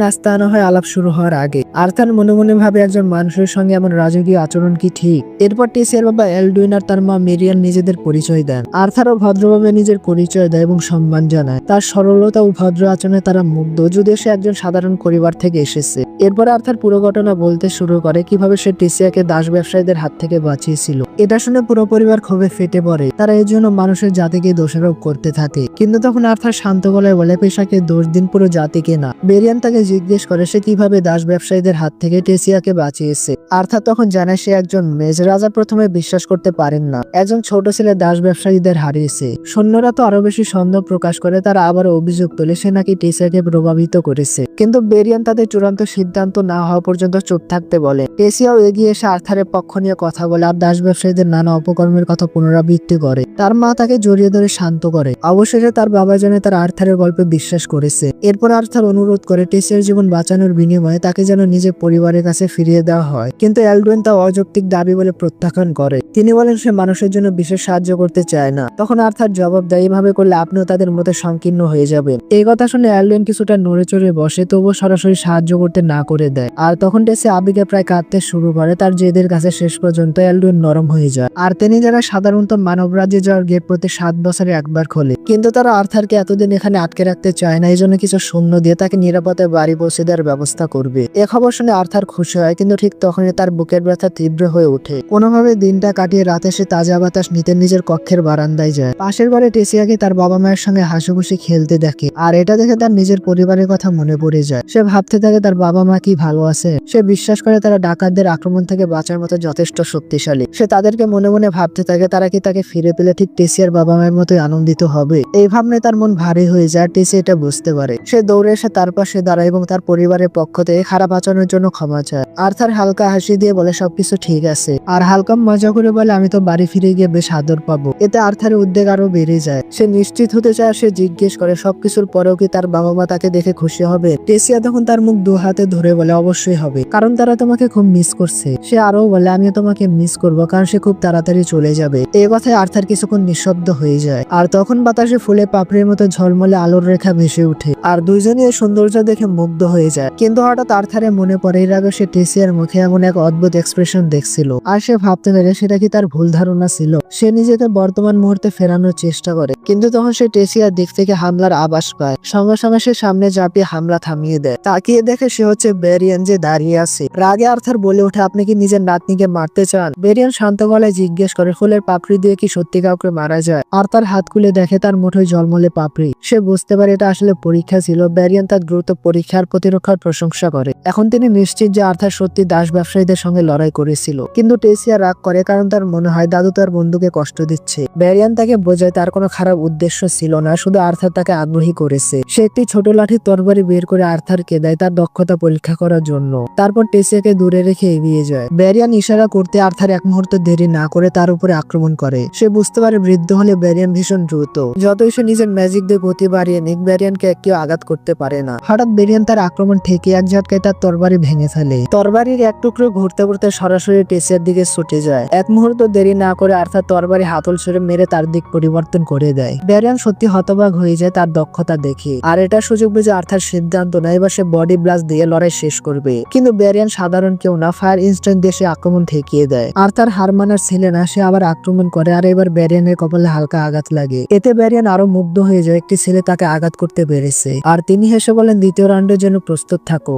আর তখনই টেসিয়া পিছন থেকে ছুটে এসে বেরিয়ানের উপরে ঝাঁপিয়ে পড়ে। সে চিৎকার করে বলে আমার বন্ধুকে আর বিরক্ত করবেন না। বেরিয়ান শান্তভাবে বলে তিনি কাউকে হুমকি দিচ্ছিল না, বরং আর্থার যদি নিজেকে নিয়ন্ত্রণ করতো তবে উল্টো তিনি বিপদে পড়তেন। আর্থারের মনে হয় বৃদ্ধ নিজে হয়তো কথাটা পুরোপুরি বিশ্বাস করতে পারছে না, তবুও সে হালকা হেসে বলে আমাকে এত বেশি মূল্যায়ন করার জন্য আপনাকে ধন্যবাদ। বেরিয়ান গম্ভীর ভাবে বলে আমি তোমাকে বেশি মূল্যায়ন করছি না, আর যদি তুমি সত্যি কৃতজ্ঞ হও তাহলে তুমি আমার শিষ্য হয়ে যাও। এই প্রস্তাবে আর্থার স্তব্ধ হয়ে যায়। সে জানে সে এখানে থাকতে পারবে না, কারণ তার বাবা মা চিন্তায় আছেন। বেরিয়ান বলে তাদের জানিয়ে দেওয়ার একটা উপায় আছে যে সে নিরাপদ। কিন্তু আর্থার কিছু জিজ্ঞেস করার আগে তার বুকে পুরনো সেই তীব্র ব্যথা শুরু হয়ে যায়, আর সে হাঁটু গেড়ে বসে পড়ে। বেরিয়ান আগে ওইটা দেখেছিল। এবার তার সন্দেহ নিশ্চিত হয় যে আর্থারের ভিতরে অস্বাভাবিক শক্তির বীজ জেগে উঠেছে। বেরিয়ান বলে যদি আর্থার তার শিষ্য হওয়ার প্রস্তাব না মানে তাহলে হয়তো সে তার মা বাবার সঙ্গে দেখা করার আগে নিজে প্রাণ হারাতে পারে। সেই রাতে যখন আর্থার ঘুমাচ্ছিল তখন আবার সেই অসহনীয় ব্যথা শুরু হয়। সে ব্যথা চেপে রাখার চেষ্টা করে, কিন্তু যন্ত্রণা যেন তার শরীর চিরে বাইরে বেরিয়ে আসতে থাকে। চোখ খুলতে সে দেখে একটি কালো ছায়ামূর্তি তার উপর ঝুঁকে আছে। স্বাভাবিকভাবে সেই মনস্টার থেকে ভয় পেয়ে যায়, কিন্তু ভেতরে ভেতরে তার মন যেন একজন চিকিৎসকের মতো বিশ্লেষণ করতে থাকে। তখন সে ভাবে দানবটি তার উদ্বেগ বা অতিরিক্ত দায়িত্ববোধের প্রতীক। ছায়াটা যখনই তার কাছে আসে চিৎকার করে ওঠে, আর তখনই টেসিয়ার কণ্ঠ শোনা যায় সে তাকে জাগানোর চেষ্টা করছে। আর তার ঘুম ভেঙে দেখে টেসিয়া তার উপর বসে উচ্ছ্বাসে গুড মর্নিং বলছে। সকালে তার এই বিরক্তিকর উচ্ছ্বাস ভালো লাগে না। সে বলে আমাকে একটু একা থাকতে দাও। এটার কারণ যে সে দুঃস্বপ্ন দেখেছে। সে আবার ঘুমানোর চেষ্টা করে, কিন্তু টেসিয়া ভেবে বসে আর্থার তাকে দানব বলেছে। রাগ করে সে তাকে টেনে তুলে জানে তার দাদু অপেক্ষা করছে। টেসিয়া প্রায় জোর করে তাকে বিছানা থেকে নামিয়ে দেয়। এখন আর্থারের কাছে রেডি হওয়া ছাড়া আর কোনো উপায় থাকে না। টেসিয়ার আগে জিজ্ঞেস করে সে কি সত্যি এখানে থাকবে। আর্থার সৎভাবে বলে সে এখন আর নিশ্চিত না, কিন্তু বেরিয়ানের কাছে এমন কিছু আছে যা হয়তো তার সিদ্ধান্ত বদলে দিতে পারে। আর সে ঠিক করে ওটা জানার পরে চূড়ান্ত সিদ্ধান্ত নেবে। কিছুক্ষণ পর তারা বাইরে আসে, যেখানে কিং অ্যালডুইন বেরিয়ানকে বোঝানোর চেষ্টা করছে যে কোনো মানুষকে এলফ রাজ্যে থাকার অনুমতি দেওয়া যায় না। কিন্তু বেরিয়ান তার কথা একেবারে পাত্তা দেয় না। তার গাড়িতে বসে শান্তভাবে বলে আমার আর্থারকে খুব ভালো লেগেছে। এদিকে টেসিয়া অভ্যাস মতো ঝাঁপিয়ে পড়ে বলে আর্থার আমার জীবন বাঁচিয়েছে। কিন্তু তার বাবা তাকে থামিয়ে দেয়, কারণ এটা এখন শুধু তার বিষয় না। শেষমেশ বেরিয়ান সবাইকে চুপ করিয়ে দুজনকে গাড়িতে তুলে নেয়, আর তারা সবাই রওনা হয় তার এক পুরনো বন্ধুর সাথে দেখা করতে। গাড়ির ভিতর বেরিয়ান আর টেসিয়া ধ্যান করতে থাকে, আর তার বিরক্ত হয়ে জিজ্ঞেস করে পৌঁছাতে কতক্ষণ লাগবে। আর তখন টেসিয়া তার কাঁধে হেলে পড়ে, কারণ সে ঘুমিয়ে পড়েছে। বেরিয়ান তখন জানায় টেসিয়া খুব ভোরে উঠেছিল শুধু তাদের সঙ্গে আসার করার জন্য। এরপরে সে আরো বলে রাজপরিবারের একমাত্র উত্তরাধিকারী হওয়ায় টেসিয়া কখনো সত্যিকারের বন্ধু ছিল না। সে সহজে কাউকে বিশ্বাস করে না আর বেশিরভাগ নিজের অনুভূতি লুকিয়ে রাখে। কিন্তু আর্থারের সঙ্গে সে অদ্ভুতভাবে স্বাচ্ছন্দ্য বোধ করে। ব্যারিয়ান এর জন্য আর্থারকে ধন্যবাদ দেয়, কারণ তার সঙ্গে থাকলে টেসিয়া স্বাভাবিকভাবে হাসে। বৃদ্ধের এই বিনয় দেখে আর্থারকে মুগ্ধ করে আর তার মনে হয় মানুষটিকে সে বিশ্বাস করতে পারে। অবশেষে গাড়ি সমাজ থেকে বিচ্ছিন্ন এক বাড়ির সামনে থামে। আর্থার কৌতূহলী হয়ে উঠে কে সেই ব্যক্তি যিনি এলফ রাজ্যের বাইরে থেকে ব্যারিয়ানের মতো কাউকে নিজের বাড়িতে ডাকতে পারেন। ব্যারিয়ান দরজায় লাথি মেরে চিৎকার করে তার বন্ধুকে বাইরে আসার জন্য বলে। মুহূর্তে দরজা খুলে এক মহিলা বাইরে এসে তাকে চুপ থাকতে বলে। ব্যারিয়ান পরিচয় করিয়ে দেয় সে রিনিয়া, আমার পুরনো বন্ধু, আর সে এক শক্তিশালী মেয়ে যে বিশেষ ক্ষমতার অধিকারী। সে বলে রিনিয়া তার পাওয়ার দিয়ে আর্থারকে সাহায্য করতে পারে। তখন রিনিয়া সবাইকে ভেতরে ডাকে যেন সে দ্রুত কাজ শুরু করতে পারে। তার বাড়িতে বই দিয়ে ভরা। তখন আর্থার ভাবে এত বই দিয়ে কিভাবে তাকে সাহায্য করবে। ব্যারিয়ান জানে রিনিয়ার এমন ক্ষমতা আছে যার মাধ্যমে আর্থার তার বাবা মায়ের সঙ্গে যোগাযোগ করতে পারে। আর রিনিয়া হেসে বলে, ব্যারিয়ান তুমি ছেলেটির প্রতি অতিরিক্ত নরম হচ্ছ।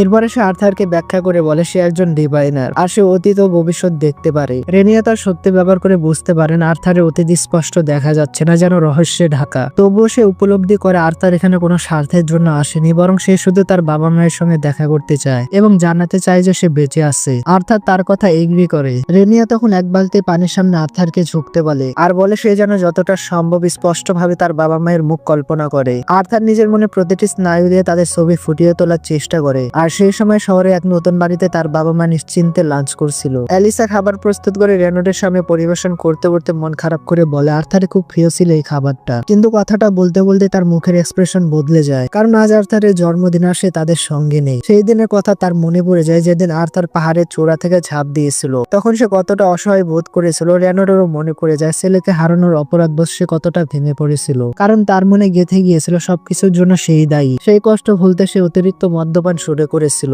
তবে ভালো দিক ছিল কঠিন সময় তাদের বন্ধুরা তাদের পাশে দাঁড়িয়েছিল। ধীরে ধীরে পরিস্থিতি সামলে নেয়। শহরে ফিরে এসে রেনোড আবার সৈনিকের মতো কাজ শুরু করে। কঠোর পরিশ্রম করে একটা বাড়িও কিনে ফেলে। আর্থারের স্মৃতি এখনো তাদের হৃদয়ে রয়ে গেছে, কিন্তু অ্যালিস আর রেনো স্বাভাবিক জীবনে ফেরার চেষ্টা করছিল। তবুও মাঝে মধ্যে ছেলের কথা মনে পড়লে তারা আবেগে ভেসে যেত। হঠাৎই তারা আর্থারের কণ্ঠস্বর শুনতে পায়। দুজনে চমকে উঠে দাঁড়ায়। আর্থার পরিষ্কার ভাবে জানে এটা কোনো ম্যাজিক্যাল মাশরুমের প্রভাব না, সে সত্যি তাদের সঙ্গে কথা বলছে। আর সে তাদেরকে জানে আমি বেঁচে আছি এবং বর্তমানে আমি এলফদের রাজ্যে রয়েছি। যোগাযোগের জন্য সে একটি বিশেষ জাদুকরী স্পেল ব্যবহার করছে। সে আরো বলে সে বাড়ি ফিরতে চায়, কিন্তু এখন ফিরে আসা সম্ভব না, কারণ তার শরীরে কিছু সমস্যা হয়েছে যার চিকিৎসা জরুরি। আর চিকিৎসা শেষ হতে সে বাড়ি ফিরে আসবে। ছেলেকে জীবিত জেনে তার বাবা মায়ের চোখে অশ্রু গড়িয়ে পড়ে। সেটা আনন্দের অশ্রু যার ভিতরে লুকে আছে গভীর কষ্ট।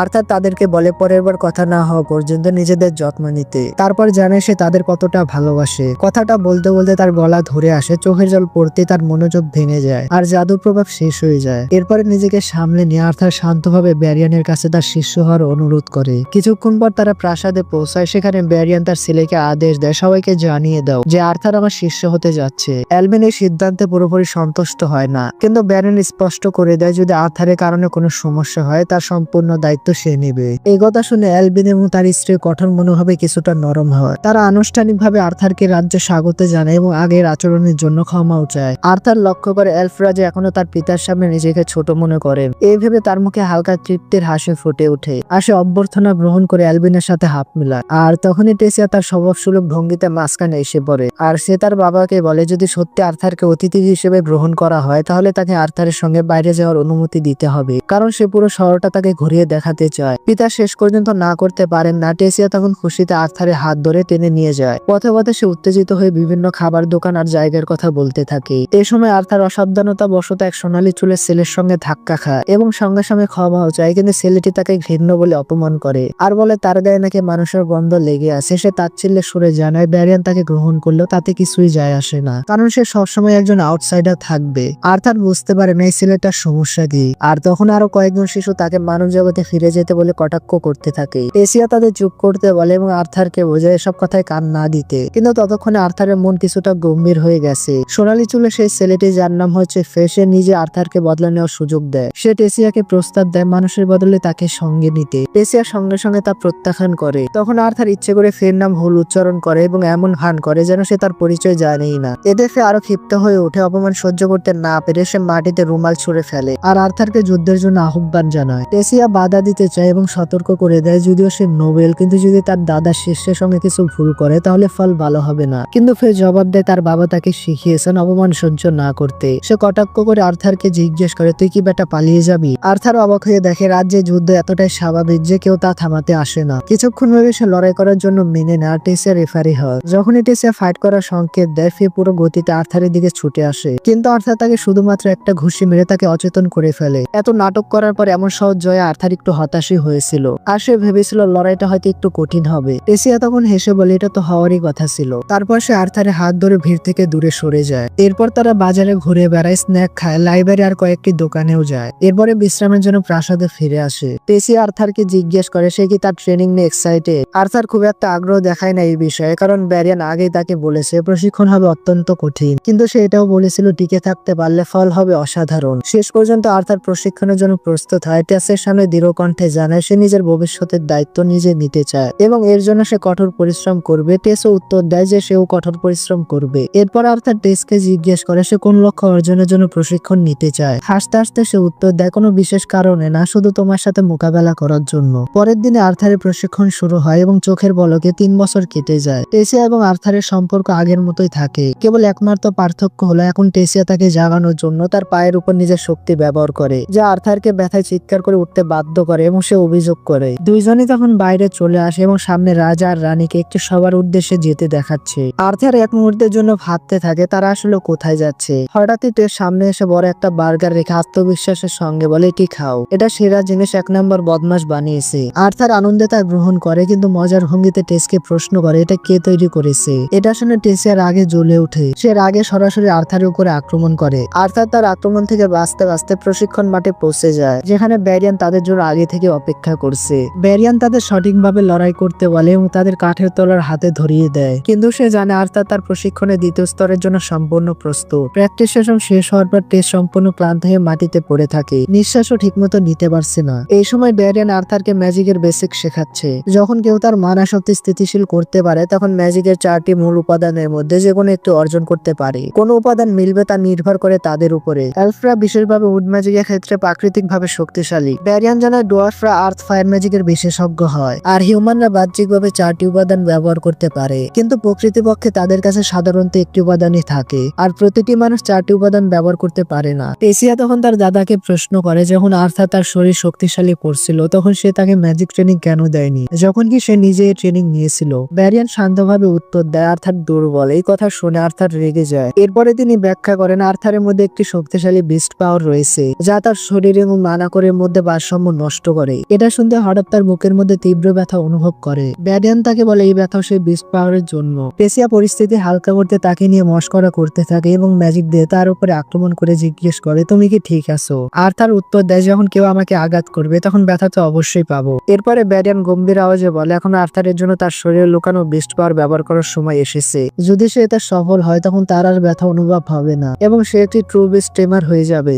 আর্থার মানসিকভাবে প্রস্তুত হয়ে যায়। সে মাটিতে বসার সঙ্গে সঙ্গে ব্যারিয়ান তার শক্তি একত্র করতে শুরু করে। সে বলে আমি তোমার কঠোর পরিশ্রমে পারফরমেন্স দেখাবো, যদিও এটি কিছুটা গরম লাগতে পারে কিন্তু তুমি সহ্য করতে পারবে। এরপর সে তার মানা আর্থারের শরীরে প্রবাহিত করে। আর্থার তখন চিৎকার করে ওঠে। হঠাৎ সিলভা আর্থারের ভিতরে রাখা শক্তিশালী মানা অ্যাক্টিভেট করে দেয়, আর ব্যারিয়ানের মানা ফোর্সফুলি রিপেয়ার হয়ে যায়। সেই জোরদার ঘটনায় বয়লেন্স শক্তের কারণে ব্যারিয়ান এবং টেস দুইজনে বাতাসে উড়ে দূরে গিয়ে পড়ে। তখন আর্থারের মনে কেবল একটি প্রশ্নই ঘুরছে, এসব আসলে কি হচ্ছে। হঠাৎ সে মনস্টার এনার্জি সম্পূর্ণ ব্যবহার হয়ে যায় এবং সে মাটিতে পড়ে যায়। টেস আর ব্যারিয়ান তা দেখে তার কাছে এগিয়ে আসে। সেই মুহূর্তে আর্থারের চোখের সামনে অন্ধকার নেমে আসে এবং সে অচেতন হয়ে যায়। কিছু ঘন্টা পর আর্থারের চোখ খোলা, সে নিজেকে প্রাসাদে খুঁজে পায়, যেখানে ব্যারিয়ান শান্তভাবে তার পাশে দাঁড়িয়ে আছে। বুড়ো এলফ প্রথমে আর্থারের অবস্থার দিকে মনোযোগী হয় এবং তারপর সে তাকে জিজ্ঞেস করে তুমি কি তোমার বেস্ট পাওয়ারের সম্পর্কে কিছু জানো। আর্থার তখন জানে একটি ড্রাগন তাকে এই পাওয়ার দিয়েছে। এটা শুনতে ব্যারিয়ান আশ্চর্য হয়ে যায়, কারণ সে এটা একেবারে প্রত্যাশা করেনি। ব্যারিয়ান তাকে সরাসরি বলে এই বিষয়টা যে কোনো মূল্যে গোপন রাখতে হবে, কারণ ড্রাগন সক্রিয়ভাবে অনাকাঙ্ক্ষিত ভ্রমণ আকর্ষণ করে।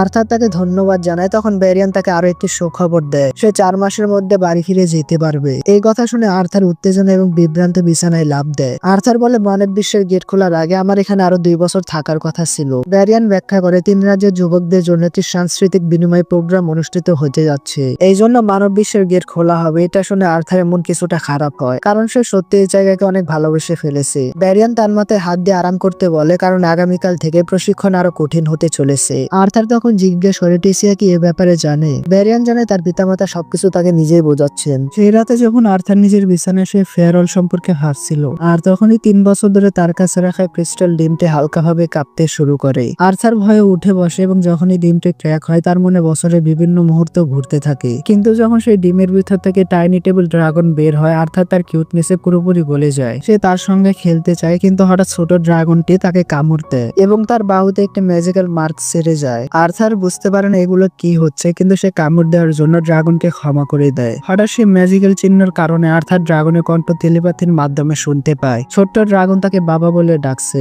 আর্থার সেই মুহূর্তে ড্রাগনের নাম সিলভিয়ার স্মৃতিতে সিলভি রাখার সিদ্ধান্ত নেয়। পরের সকালে যখন সবসময়ের মতো টেস আর্থারকে জাগাতে আসে, সে সিলভিকে তার পাশে ঘুমিয়ে থাকতে দেখে। আর্থার দ্রুত ঘুম থেকে উঠে এবং ভাবতে থাকে আবার কি নাটক হবে। কিন্তু যখন সে টেসকে সিলভিকে হাত করতে দেখে, যেহেতু ড্রাগনটি তার খুবই কিউট, আর্থার সিদ্ধান্ত নেয় যে সে এখন আবার ঘুমাবে। কিছুক্ষণ পরে তারা ট্রেনিং গ্রাউন্ডের দিকে বের হয়, আর টেস বারবার সিলভিকে ওঠানোর চেষ্টা করছে, কিন্তু ড্রাগন এটা একেবারে পছন্দ হয় না। শীঘ্রই তারা ব্যারিয়ানের অবস্থানে পৌঁছায় এবং রিয়েল ড্রাগন দেখার পর সঙ্গে সঙ্গে বুড়ো এলফ্রাই হার্ট অ্যাটাকের শিকার হয়ে যায়। এরপর আর্থার তাকে পুরো গল্প বলে যে কিভাবে সিলভির জন্মের পর থেকে ঘটনা ঘটেছে। ব্যারিয়ান দ্রুত বুঝে যায়, কিন্তু যদি মানুষেরা ড্রাগনের ব্যাপারে জানে তাহলে পরিস্থিতি খুবই বিপজ্জনক হয়ে যাবে। এই জন্য সে আর্থারকে পরামর্শ দেয় এটাকে শুধুমাত্র রিয়ার মানা বলে গোপন রাখতে হবে। ব্যারিয়ান মনে করে এটি যথেষ্ট হবে, কারণ বেশিরভাগ মানুষ বিশ্বাসই করবে না যে ড্রাগন আসলে এক্সিস্ট করে। এরপর ব্যারিয়ান ঘোষণা করে আর্থার এখন একটি বিস্ট টিমার হয়ে গেছে। এই জন্য ভবিষ্যতে ট্রেনিং এ তার মানা করে এবং বিস্ট উভয়ই অন্তর্ভুক্ত হবে। সে স্পষ্ট ভাবে বলে রিয়েল কম্ব্যাটের চেয়ে ভালো প্রশিক্ষণ কিছুই নেই। তখনই সে তার আসল শক্তি প্রকাশ করার সিদ্ধান্ত নেয়। হঠাৎই সে শুধু তার মানা না, পুরো শক্তি মুক্ত করে দেয়, যা পরিবেশকে পুরোপুরি আনগার্লস এর মতো ঢেকে ফেলে।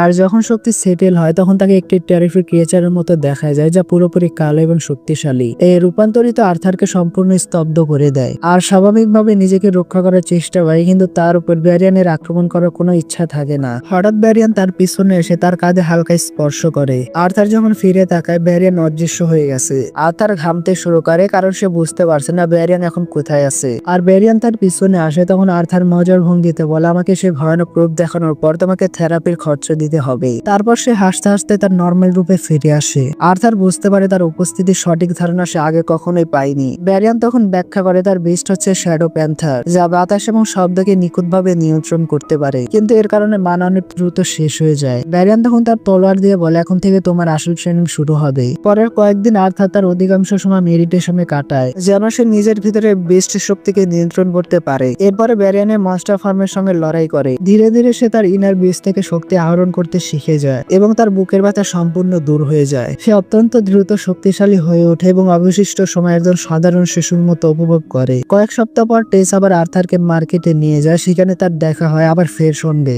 আর্থার তার প্রতি অনুরাগ প্রকাশ করে, কিন্তু সে এমন রিয়েক্ট করে যেন ফিয়ে নিজে পুনরায় তাদের মুখোমুখি করেছে। আর্থার তাকে মনেই রাখে না, এই জিনিসটা ফের মনে খোঁচা দেয়। আগের পরাজয় প্রকাশ করার জন্য সে অবিলম্বে আর্থারকে চ্যালেঞ্জ করে, কিন্তু এক ঘুষিতে পুনরায় সে হেরে যায়। এরপর টেস আর্থারকে ফের কথা মনে করিয়ে দেয়, আর তখন আর্থার তাকে সাহায্য করে উঠে দাঁড়াতে। ফের কিছুক্ষণ পরে তার হাত ধরে রাখে, কিন্তু তার বন্ধুরা তাকে অ্যাটিটিউড দেখাতে মানা করে, কারণ তারা জানে ফে সবসময় থেকে সেই ব্যক্তির সঙ্গে বন্ধুত্ব রাখতে চায়। এরপর আর্থার তার বন্ধুদের জিজ্ঞেস করে তারা কি কালচারাল এক্সচেঞ্জ প্রোগ্রামে অংশ নেবে। তারা সবাই হ্যাঁ বলে, কারণ প্রায় সব নোবেল অংশ নিচ্ছে। আর্থার তখন জিজ্ঞেস করে টেস কি আমাদের সঙ্গে যাবে, কিন্তু হঠাৎ সবাই চুপ হয়ে যায়, কারণ তারা জানে সে যাবে না। ফে পরিবেশ হালকা করতে বলে তারা ফাজাইল প্রিন্সকে পুনরায় হারানোর ঝুঁকি নিতে পারবে না, কিন্তু ওটা শুনে টেস রেগে যায় এবং তার শক্তি প্রদর্শনের জন্য এক পাঁচ দিয়ে ফেকে দূরে ফেলে দেয়। এটা দেখে আর্থার পুরোপুরি আতঙ্কিত হয়ে যায়। এর আগে টেস আরো কাউকে মারবে, সে টেসের হাত ধরে নিয়ে চলে যায় এবং একটি শান্ত জায়গায় যায়। সেখানে সে চিৎকার করে বলে তোমাকে প্রিন্সেসের মতো আচরণ করতে হবে, কারণ নিজের লোকদের প্রতি আক্রমণমূলক আচরণ রয়্যাল কন্ডাক্ট হয় না। এটা বলার সময় আর্থার নিজে হালকা অবসাদ অনুভব করে, কারণ তার আগের জীবনে সে নিজে কিং ছিল এবং সে তার প্রজাদের সাথে অনেক খারাপ আচরণ করেছিল।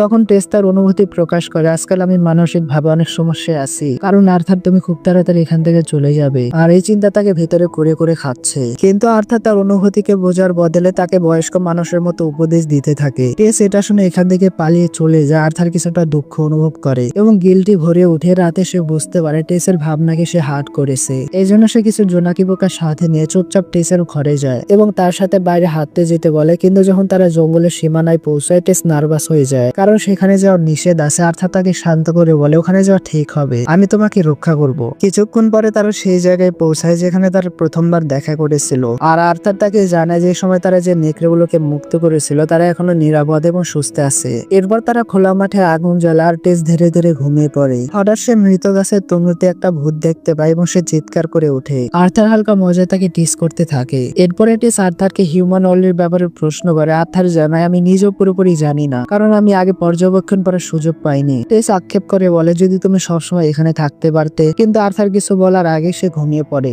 আর খুব তাড়াতাড়ি আর্থারে যাওয়ার সময় হয়ে যায়। সবাই তাকে বিদায় জানাতে একত্রিত হয়, কিন্তু টেস সেখানে উপস্থিত থাকে না। ব্যারিয়ান তাকে রয়্যাল ফ্যামিলির কম্পাস উপহার দেয় যেন পরের বা আবার ফিরে আসলে পথ ভুলে না যায়। আর্থার ভাবতে থাকে হয়তো টেস অনেক বেশি ইমোশনাল হয়ে গেছে। এই জন্য সে এলফদের সাথে হিউম্যান কিংডমের দিকে যাত্রা শুরু করে, যেখানে তারা কালচারাল এক্সচেঞ্জ প্রোগ্রামে যাচ্ছে। যখনই গেট খুলে হঠাৎ টেস দ্রুত দৌড়ে আসে, কিন্তু হুচট খেয়ে পড়ে যায়। আর্থার তৎক্ষণাৎ তার কাছে বসে তাকে তুলে ধরে। টেসিয়া তাকে নিজের খেয়াল রাখার কথা বলে, আর তখন আর্থার তাকে গলায় জড়িয়ে ধরে বলে, আমি তোমাকে খুব মিস করব। এটা শুনে টেসিয়া কাঁদতে থাকে, কিন্তু তাদের ইমোশনাল বিধে খুব বেশি সময় স্থায়ী হয় না, কারণ হিউম্যান ওয়ার্ল্ডের গেট পুরোপুরি খুলে যায়। আর্থার ফের ক্যারেজে বসে ভাইরাস ফ্লোটিং সিটিতে পৌঁছে, যেখানে তার বাবা মা থাকে, আর সে তাদের সঙ্গে দেখা করতে অনেক এক্সাইটেড। তাদের দেওয়া ঠিকানায় সে পৌঁছে এক মুহূর্ত মানসিক ভাবে প্রস্তুতি নেয় এবং দরজা ঠকঠকায়। দরজা তার ছোট বোন খুলে দেয় এবং তার পিছনে তার বাবা মা ছুটে আসে। তাদের দেখে আর্থারের চোখ ভিজে যায়, মুখে হালকা হাসি ফোটে এবং সে বলে, আমি বাড়ি পৌঁছে গেছি। অ্যালিসা আর রেনো তাদের চোখে বিশ্বাস করতে পারেন এবং তাকে শক্ত করে আলিঙ্গন করে।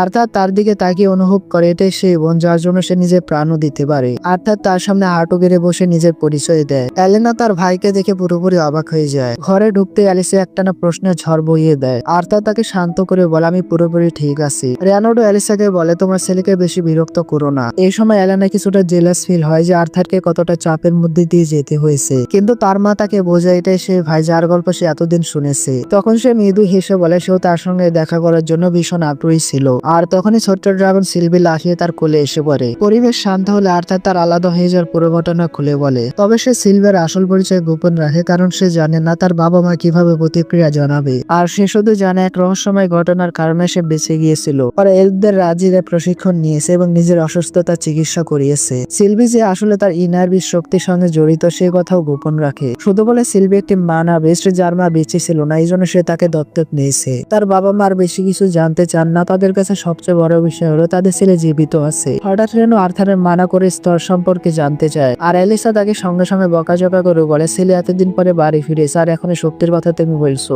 আর্থার হেসে আগে তাদের কাজের খবর নেয়। রেনো গর্ব করে জানে সে এখন একটি বিখ্যাত অকশন হাউসের সিকিউরিটি ট্রেনার। এরপরে রেনো আরো জানে 2 বছর আগে তার মানাকোর ডার্করের স্টেজে পৌঁছে গেছে, যা মাঝারি স্তরের শক্তি হিসেবে ধরা হয়। আর্থার শক্তি মুগ্ধ হয়, সে জানে এখানে পৌঁছাতে কতটা পরিশ্রম লাগে, আর সে নিজে এখন লাইট অন স্টেজে মাত্র এক ধাপ নিচে আছে। রেনো মজা করে তাকে ডুয়েলের জন্য চ্যালেঞ্জ করে দেয়। সবাই হাসিতে মশগুল হয়ে যায়। আর তখনই কয়েকজন লোক ঘরে ঢুকে। একজন নিজেকে ভিনসেন্ট বলে পরিচয় দেয় এবং জিজ্ঞেস করে তাদের ছেলে কি সত্যি জীবিত আছে। আর্থার ভিতরে ভিতরে সতর্ক হয়, পরে জানা যায় ভিনসেন্ট সেই অকশন হাউসের মালিক, আর এই বাড়িটাও তার। আর্থার ভদ্রভাবে ভিনসেন্ট ও তার স্ত্রীকে শুভেচ্ছা জানায়, আর সিলভির কিউটনেসের কারণে ভিনসেন্টের মেয়ে লিলিয়ার সঙ্গে দ্রুত বন্ধুত্ব হয়ে যায়। এরপর রেনো ঘোষণা করে সে বাগানে আর্থারের সঙ্গে এক রাউন্ড ফাইট করবে, আর ভিনসেন্ট এই ফাইট দেখার আমন্ত্রণ জানায়। বাগানে গিয়ে সবাই অবাক হয়ে যায়, কারণ আর্থারে মানা করে হালকা রেড লেভেলে। এত কম বয়সে এটা প্রায় অসম্ভব। সাধারণত সেরা একাডেমির ছাত্র 13 বছর বয়সে স্তরে পৌঁছায়, কিন্তু আর্থারের বয়স তো মাত্র 8। এদিকে আর্থার আর রেনোডের ব্যায়াম করা শেষ হয় আর একে অপরের দিকে ধেয়ে যায়। আর্থার তার বাবার আক্রমণ ঠেকিয়ে পাল্টা আঘাত করে।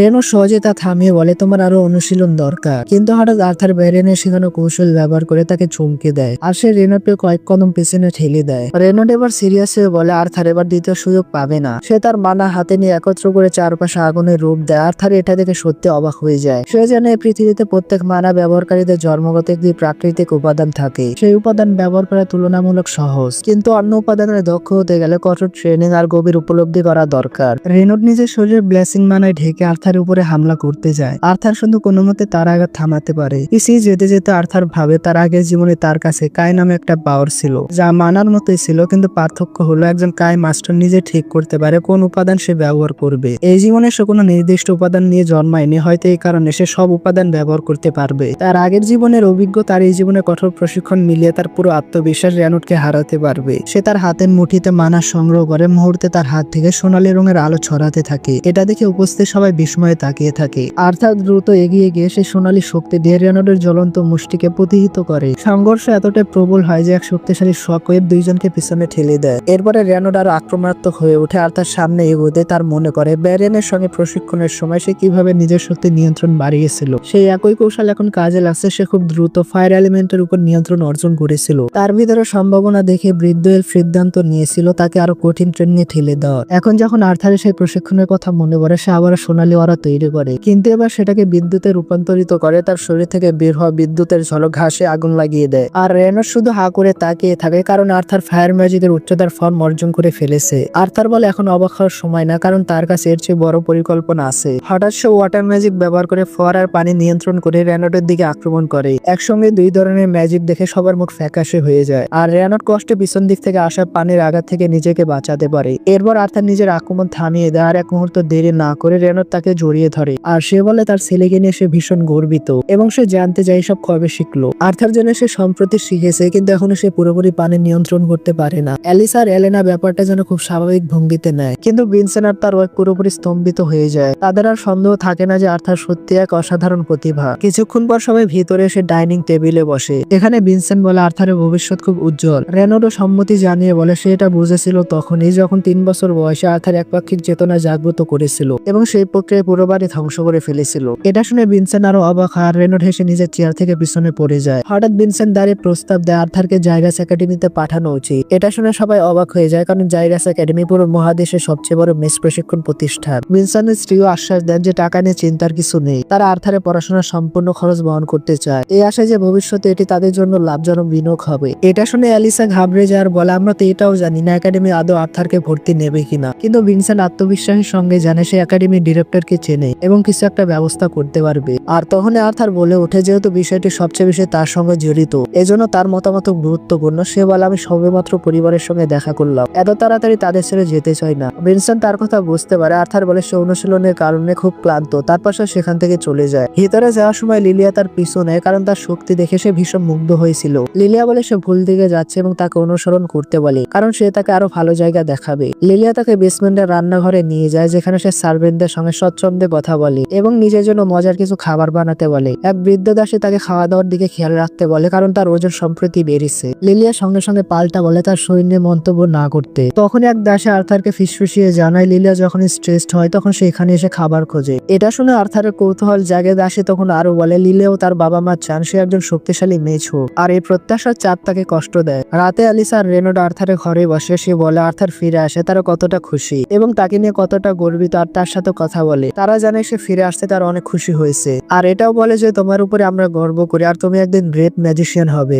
আর্থার তাদেরকে কিছু বলতে চায়, কিন্তু তাকে থামিয়ে দিয়ে বলে বাকিটা কাল বলা যাবে। তারপর তাকে শুভরাত্রি জানিয়ে ঘুমাতে দেয়। পরদিন সকালে আর্থার দৌড়ে হলে যায়, কারণ তার কিছু পুরনো বন্ধু এসেছে। তারা হচ্ছে তার বাবা মায়ের পার্টির সদস্য। অ্যাঞ্জেলা তাকে এত জোরে বলে জড়িয়ে ধরে যে তার নিঃশ্বাস বন্ধ হয়ে আসে। তারপর সে ডার্দার নামে ট্যাঙ্কের সঙ্গে হাইফাই করে। অ্যাডাম আর হেলেন ঝগড়া করতে করতে তাকে স্বাগত জানায়। হঠাৎ জেসমিন কোনো কারণ ছাড়াই তাকে তল্লাশি করতে শুরু করে, তারপর তাকে জড়িয়ে ধরে এবং ক্ষমা চার বলে শব্দ সামার ছিল। এই ইমোশনাল মুভমেন্টের পর সবাই নিজেদের মিশনের গল্প বলতে থাকে আর সবসময়ের মধ্যে ছোটখাটো বিষয় নিয়ে তর্ক করতে থাকে। তাদের কথা শুনতে শুনতে আর্থার বুঝতে পারে পৃথিবীর সম্পর্কে সে এখনো খুব কম জানে, আর অ্যাডভেঞ্চার হওয়া এটাকে বোঝার সেরা উপায়। কিন্তু তার পরিবারকে দেখে সে ভাবে এখনই তাদের আবার ছেড়ে যাওয়ার জন্য সে প্রস্তুত না। নিজের ঘরে ফিরে এসে আর্থার অনুশীলন শুরু করে। সে তার পাওয়ারকে এমন ভাবে ফোকাস করার চেষ্টা করে যেন সময় তার জন্য ধীর হয়ে যায়, কিন্তু সে অবস্থাকে বেশিক্ষণ ধরে রাখতে পারে না আর হোঁচটকে পড়ে যায়। তখনই সে ভাবে নিজে প্রিয়জনদের রক্ষা করতে হলে তাকে দ্রুত আরো শক্তিশালী হতে হবে। আর সেই মুহূর্তে সিল্লে এসে তাকে শক্ত করে জড়িয়ে ধরে। আর্থারও তাকে আলিঙ্গন করে, কিন্তু হঠাৎ সে অদ্ভুত একটা গন্ধ টের পায়। সে এক মুহূর্ত থামে আর সে কিছু না ভেবে তাকে সরাসরি গোসল করাতে নিয়ে যায়। এরপর তার পুরো পরিবার সেখানে এসে হাজির হয় এবং হাসতে হাসতে জানায় এখন তার জীবন আগের চেয়ে অনেক বেশি কোলাহলপূর্ণ হতে চলেছে,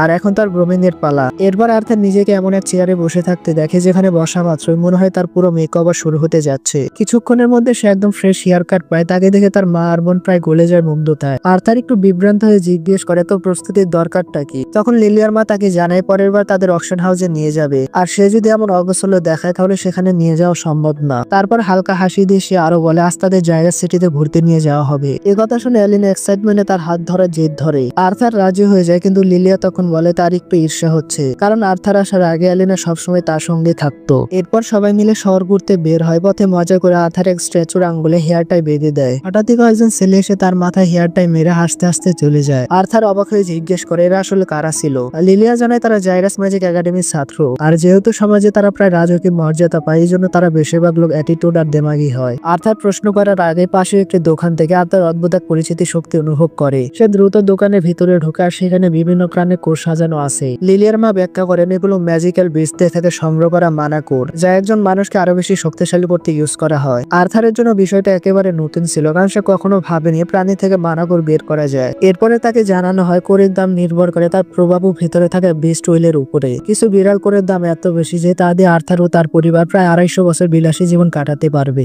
এরপরে লিলিয়ার মা হালকা ভঙ্গিতে বলেন খুব তাড়াতাড়ি তাদের অকশন হাউসে কিছু কোর বিক্রি হবে। আর্থার চাইলে যে কোনো একটা শুয়ে দেখতে পারে, কিন্তু আর্থার মনে মনে ঠিক করে সে তা করবে না। অন্যদিকে লিলিয়া নার্ভাস হয়ে তার মাকে বলে সে নিজেও একটা কোর নিতে চায়, কিন্তু তার মা স্পষ্টভাবে না করে দেন আর বলেন কোর নিলে যে সে নিশ্চিতভাবে জাদুকরী হবে তার কোনো গ্যারান্টি নেই। উপরন্তু এগুলো ভীষণ দামি। লিলিয়া বলে সস্তা বিকল্প তো আছে, কিন্তু তার মা আর কিছু শুনতে চায় না। এই কারণে লিলিয়ার মন পুরো সময় খারাপ থাকে। তাকে দেখে আর্থারের ভিতরেও কষ্ট হয়। লিলিয়াকে একা চলে যেতে দেখে সে তার পিছু নেয় আর তাড়াহুড়া না করতে বোঝাতে চায়। লিলিয়া একটা মানা শপে ঢুকে, যেখানে তার নজর যায় কিছু সস্তা অ্যানিমেল কোরের উপরে, যেগুলো সে নিজের পকেট মানি দিয়ে কিনতে পারে। কিন্তু যখনই আর্থার তাকে জিজ্ঞেস করে সে কি সত্যি নিশ্চিত, লিলিয়া তখন চমকে ওঠে। আর্থার তার মায়ের কথাগুলো পুনরাবৃত্তি করে আর তাকে এত ইমোশনাল হতে না বলে। এটা শুনে লিলিয়া খেপে যায়। সে আগে বলে আর্থার কখনোই তার অনুভূতি বুঝবে না, কারণ সে বিশেষ আলাদা। আর্থার তাকে শান্ত করাতে চায়, কিন্তু লিলিয়া তাকে সরাতে গিয়ে পিছন থেকে আসা এক ছেলের সঙ্গে ধাক্কা খায়। আর সে হচ্ছে জাইরাস ম্যাজিক একাডেমির ছাত্র। লিলিয়া সঙ্গে সঙ্গে ক্ষমা চায়, কিন্তু ছেলেটি তাচ্ছিল্য করে বলে কেমন হাফ ব্রেড মি। সে লিলিয়াকে ভয় দেখাতে শুরু করে। তখন আর্থার এগিয়ে এসে তার সামনে দাঁড়ায়। শব্দ শুনে দোকানদারও সেখানে চলে আসে, কিন্তু যখন সে একাডেমির ছাত্রদের দেখে সে পিছনে সরে যায়। দেমাগি ছেলেগুলো লিলিয়াকে আরো বিরক্ত করতে চায় আর তাদের একজন আঙ্গুলের ডগায় ছোট আগুনের শিখা জ্বালায়। আর্থারও নিজের ম্যাজিক শক্তি অ্যাক্টিভেট করে আর তখনই লিলিয়ার মা সেখানে পৌঁছে যায় এবং সঙ্গে সঙ্গে দুইজনকে ম্যাজিক বাতিল করতে বলে। প্রথমে ছাত্ররা তার মাকে হুমকি দেয় মাঝখানে না আসতে, কিন্তু যখন তারা জানতে পারে লিলিয়ার বাবা সেই অকশন হাউসের মালিক, যে প্রতি বছর ম্যাজিক একাডেমিকে মোটা অনুদান দেয়, তখন তাদের মুখের ভাব বদলে যায়। ছাত্ররা শেষ পর্যন্ত সরে যাওয়ার সিদ্ধান্ত নেয়, কিন্তু যাওয়ার সময় লিলিয়াকে কটাক্ষ করে বলে তার মতো লুজার মেয়েরা একাডেমিতে শুধু টাকার জোরে সিট কিনতে পারবে।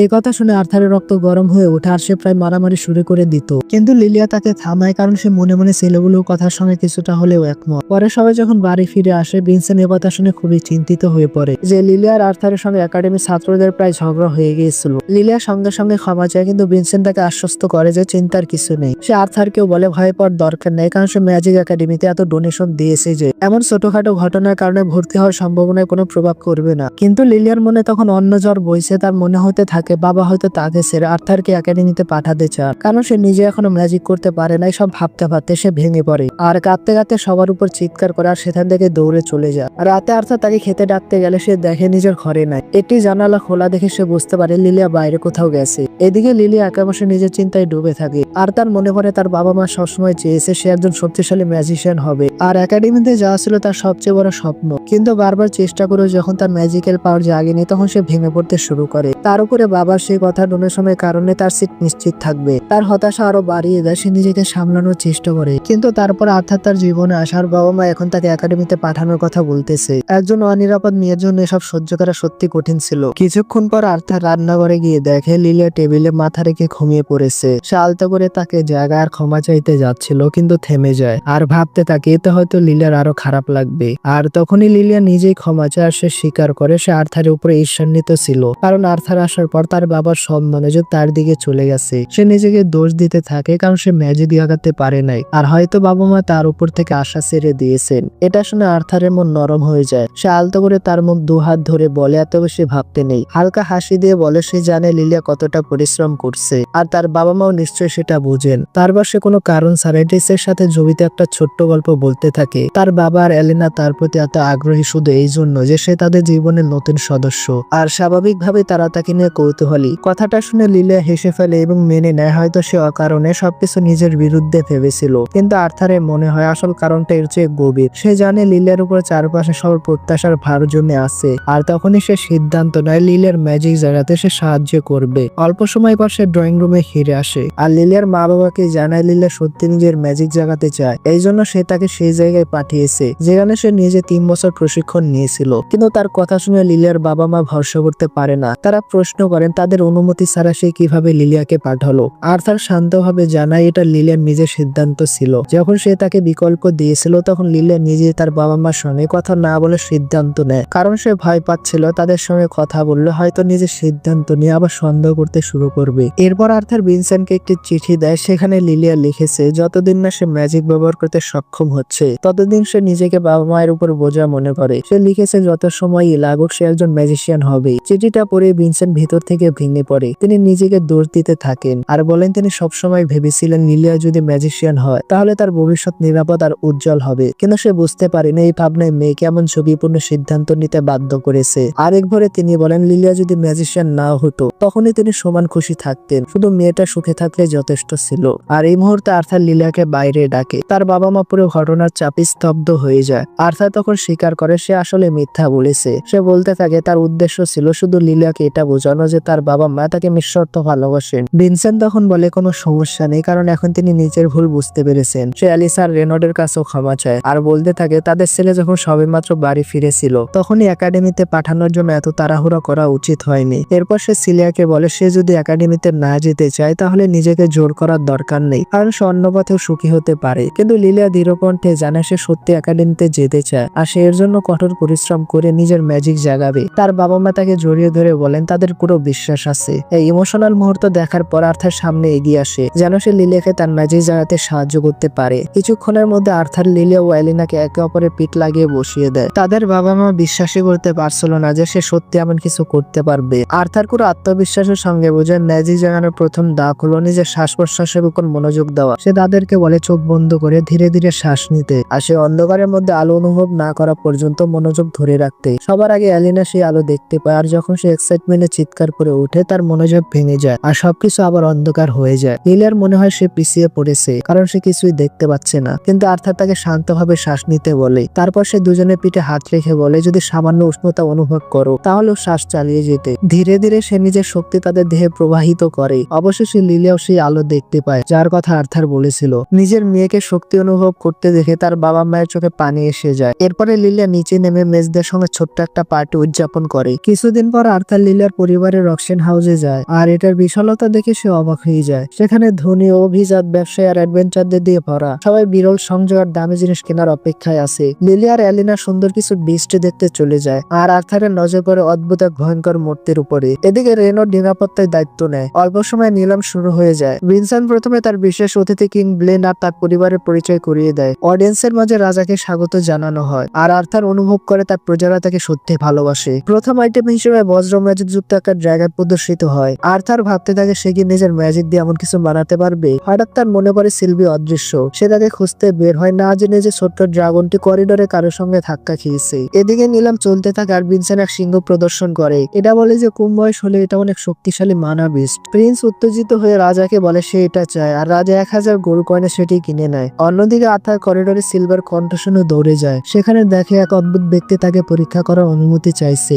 লোকটির পোশাক রাজকীয় ম্যাজিশিয়ানদের মতো। আর্থার তখন তাকে ছেড়ে দিতে বলে। ম্যাজিশিয়ান লোকটা বলে সে ভেবেছিল এটা নিলামের কোনো আইটেম। সিলভিয়া দৌড়ে আর্থারের কাছে ফিরে আসে, কিন্তু লোকটি চোখে স্পষ্ট লোভ দেখা যাচ্ছে। আর্থার ফিরতে চাইলে বৃদ্ধ তাকে থামে আর বলে মানা বৃষ্টি রেখে যেতে, কারণ সে তার সাথে একটি চুক্তি করতে চায়। সে দাবি করে শুধু তার মতো মানুষের প্রকৃতি শক্তি বের করতে পারবে আর তার কৃতজ্ঞতা হওয়া দরকার যে সে সুযোগ পাচ্ছে। সে হঠাৎ আর্থারের উপরে ফায়ার ম্যাজিক দিয়ে হামলা করে, যেটা থেকে আর্থার অনেক সহজে বেঁচে যায়। আর্থার তখন তাকে জিজ্ঞেস করে শুধু রাজকীয় মেয়ে হওয়ার কারণে কেন সে তার সঙ্গী চাইছে। উত্তরে লোকটি আরেকটি ফায়ার অ্যাটাক করে। সে বলে সবই দেশের স্বার্থে, কিন্তু আর্থার তার বাজে কথা শুনে বিরক্ত হয়ে গেছে। সে ফিরে যেতে চায়, তখন বৃদ্ধ ঠান্ডা হেসে বলে রাজ পরিবারের বিরোধিতার ফল খুব তাড়াতাড়ি সে বুঝবে আর এর পরিণতি তার বাবা মায়ের উপরও করবে। এই হুমকিতে আর্থারের ধৈর্য ভেঙে যায়। সে ধীরে ঘুরে দাঁড়ায় আর তার শরীর থেকে তীব্র হত্যার ইচ্ছা বিস্ফোরিত হয়। এত ভয়ঙ্কর চাপ ছড়িয়ে পড়ে যে পুরো নিলামঘর কাঁপতে থাকে। হঠাৎ করে বাতাস ভারী হয়ে যায়, অনেকে হাঁটু বেড়ে বসে পড়ে। ভিনসেন্টের মতো দুর্বলরা আর্থারের অ্যালফা লেভেলে উপস্থিতি সহ্য করতে পারে না। অন্যদিকে কিংব্লেন সঙ্গে সঙ্গে বুঝতে পারে কাছেই কোনো অত্যন্ত শক্তিশালী ব্যক্তি প্রচন্ড রেগে ফেটে পড়েছে। এ সময় আর্থার নিজেও চমকে ওঠে। রাগের বসে সে নিজের প্রকৃতি শক্তি প্রকাশ করে ফেলেছে। সে বুঝতে পারে পরিস্থিতি বড় হয়ে গেছে আর যখন সে নিজেকে শান্ত করে ততক্ষণে রেনোডা তার লোক নিলামঘর খালি করতে শুরু করেছে। কিছুক্ষণ পরে রাজা ভিনসেন্ট রেনোডা তাদের পরিবারকে দোষারোপ করে। রাজা বলে নিরাপত্তা প্রদান হিসেবে অনুপ্রবেশকারীকে সময় মতো না ধরাই রেনোডের দোষ। রেনোড নিজের ভুল স্বীকার করে আর শাস্তি মেনে নিতে প্রস্তুত হয়, কিন্তু রাজকীয় ম্যাজিশিয়ান মাঝখানে এসে বলে কেউ আহত হয়নি, এই জন্য শাস্তি হালকা হওয়া উচিত। তারপর সে আর্থারের দিকে ফিরে আবার সিলভির কথা বলে আর সে তাকে পূর্ণ শক্তিতে পৌঁছাতে সাহায্য করতে পারে। এবার আর্থার বুঝে যায় বৃদ্ধ তাকে পুরোপুরি ট্র্যাপে ফেলে দিয়েছে আর রাজা অজান্তে তার পক্ষ নিচ্ছে। রাজা বলে এই মেজ বহু বছর ধরে তার সেবা করছে আর তার কাছে কোনো কন্ট্রাক্ট বেস্ট থাকতো তাহলে এসব হওয়ার আগে বন্ধ হয়ে যেত। তারপর সে রেনোডকে জিজ্ঞেস করে ছেলের মানা বৃষ্টি দিয়ে দেওয়ার বিষয়ে তার মত কি। আর্থার আর্থার তখন কিছু বলতে চায় কিন্তু তার মা তাকে ইশারায় চুপ করায়। ভালো বিষয় হলো রেনল্ড পরিষ্কারভাবে রাজাকে বলে আর্থার নিজের শক্তিতে মানাবিষ্ট অর্জন করেছে, এই জন্য দেওয়া না দেওয়ার সিদ্ধান্ত তার হবে। রাজা এবার সরাসরি আর্থারের দিকে তাকায়। ভিতরে আর্থার অস্থির হলো শান্তভাবে বলে সে তার সঙ্গী ও বন্ধুকে দেবে না। রাজা তার প্রস্তাব বদলে বলে ছোট ড্রাগনের বদলে সে কিছুক্ষণ আগে কেনা সিংহের বাচ্চাটা নিতে পারে, যা ভবিষ্যতে শক্তিশালী ম্যানাবিস্ট হবে। কিন্তু আর্থারের ধৈর্য এখন পুরোপুরি শেষ হয়ে গেছে আর সে স্পষ্টভাবে জানে সে তার সঙ্গীকে কোনো দামে দেবে না। এটা শুনে রাজার খারাপ লাগে কারণ সে রাজা হওয়ার শর্তে দুবার ভদ্রভাবে প্রস্তাব দিয়েছে। সে আর্থারকে শেষবার জিজ্ঞেস করে সে কি মানাবিস্ট বদলাবে। তখন আর্থার দাঁড়িয়ে প্রশ্ন শুনে আপনি আপনার সন্তানদের কত দামে বিক্রি করবেন। প্রশ্ন শুনে রাজা স্তব্ধ হয়ে যায়। তখন আর্থার তাকে স্মরণ করিয়ে দেয় তাকেও সে 3 বার জিজ্ঞেস করেছিল আর সে 3 বারই না বলেছে। সে রাজাকে বলে এখান থেকে কিছু শিক্ষা নিতে আর নিজের অহংকারকে প্রাধান্য হতে না দিতে। সেবাস্টিয়ান ক্ষিপ্ত হয়ে সৈন্যদের আদেশ দেয় আর্থারকে ধরতে, কিন্তু আর্থার এক ঘুষিতে দুইজনকে ফেলে দেয়। এটা দেখে রাগে সেবাস্টিয়ান নিজে ঝাঁপিয়ে পড়ে আর সে যে কোনো মূল্যে সিলভিকে চায়। বৃদ্ধ ম্যাজিশিয়ান ফায়ার অ্যাটাক করে আর সেই মুহূর্তে আর্থার তার ড্রাগন সঙ্গে দেওয়া বিশেষ শক্তি ব্যবহার করে আর ঘরের সবার জন্য সময় থেমে যায়। বৃদ্ধ ম্যাজিশিয়ান বুঝতে পারে না কি হচ্ছে এসব আর স্থির সময়ের মাঝে দাঁড়িয়ে আর্থার ঠান্ডা কণ্ঠে বলে এখন তার ম্যাজিক আর কাজ করবে না। সে ভয়ে কেঁপে ওঠে তবুও নিজেকে সামলে নিয়ে বলে সে কোনো রাজকীয় জাদুকরের সামনে জিততে পারবে না। কিন্তু আর্থার তাকে স্পর্শ না করে তার পা ভেঙে দেয়। সেবাস্টিয়ান যন্ত্রণায় চিৎকার করে সাহায্য চাইতে থাকে কিন্তু সময় স্থির হয়ে থাকায় কেউ তার আওয়াজ শুনতে পায় না। আর্থার তাকে সতর্ক করে দেয় ভবিষ্যতে কিছু করার আগে যেন শতবার ভাবে, কিন্তু লোকটা হুমকি দিতে থাকে যে রাজ পরিবারের বিরোধিতা করলে কেউ রেহাই পায় না।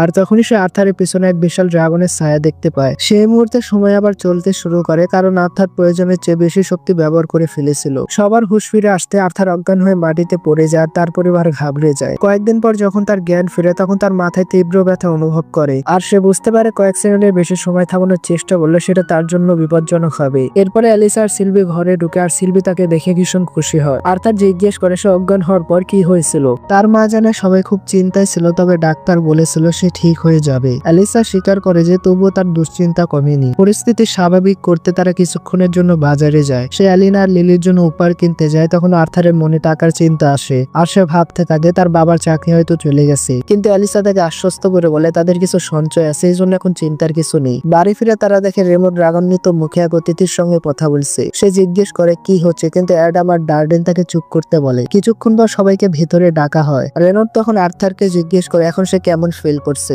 আর্থার বলে সে একদম ঠিক আছে। তখন এই দূত রাজার পক্ষ থেকে আগের ঘটনার জন্য আনুষ্ঠানিক ক্ষমা প্রার্থনা করে এবং বিষয়টি চাপা দিতে কিছু অর্থও দিয়েছে। আর্থার বুঝতে পারে তার উপর হওয়া আক্রমণটিকে তারা শুধু একটি দুর্ঘটনা বলে হালকা করতে চাইছে। তখন আর্থার শান্তভাবে বলে রাজাকে কিছুটা অসম্মান দেখানো তারও হয়েছিল এবং শেষ পর্যন্ত সে গুরুতরভাবে আহত হয়নি। যেহেতু আঘাতের কথা উঠলো তখন আর্থার শাহী জাদুঘরের ব্যাপারে জানতে চায়। তখন দূত জানে তাকে চাকরি থেকে বরখাস্ত করা হয়েছে এবং সে হাসপাতালে ভর্তি। দূত আরো বলে যখন সেবাস্টিয়ানের জ্ঞান ফিরে এসেছে তখন সে জোরে জোরে চিৎকার করে এটা বলে যে আর্থার তার পা ভেঙে দিয়েছে। রেনল্ড তখন কিছু বলতে যাচ্ছিল কারণ সেই ঘটনা কেউ দেখেনি, কিন্তু দূত তাকে থামিয়ে বলে তদন্ত করার পর জানা গেছে আর্থার উপরে হামলা করা সৈন্যদের এনার্জি রিভাইন হয়ে জাদুঘরের স্পেলে বিঘ্ন ঘটায়, যার ফলে সে নিজে আহত হয়েছিল। দূত এটাও জানে আর্থারের কাছে এমন ট্যালেন্ট আছে যে সে রাজার মনোযোগ তার দিকে টেনে নিতে পারে, কিন্তু তাকে ভালো ব্যবহার শিখতে হবে কারণ সবাই তাদের রাজার মতো দয়ালু হয় না। রেনল্ড এই বিষয়টা বুঝতে পারে আর সে ক্ষমার সাথে টাকাও গ্রহণ করে আর সে টাকা আর্থারকে দেয় কারণ হামলা তার উপরে হয়েছিল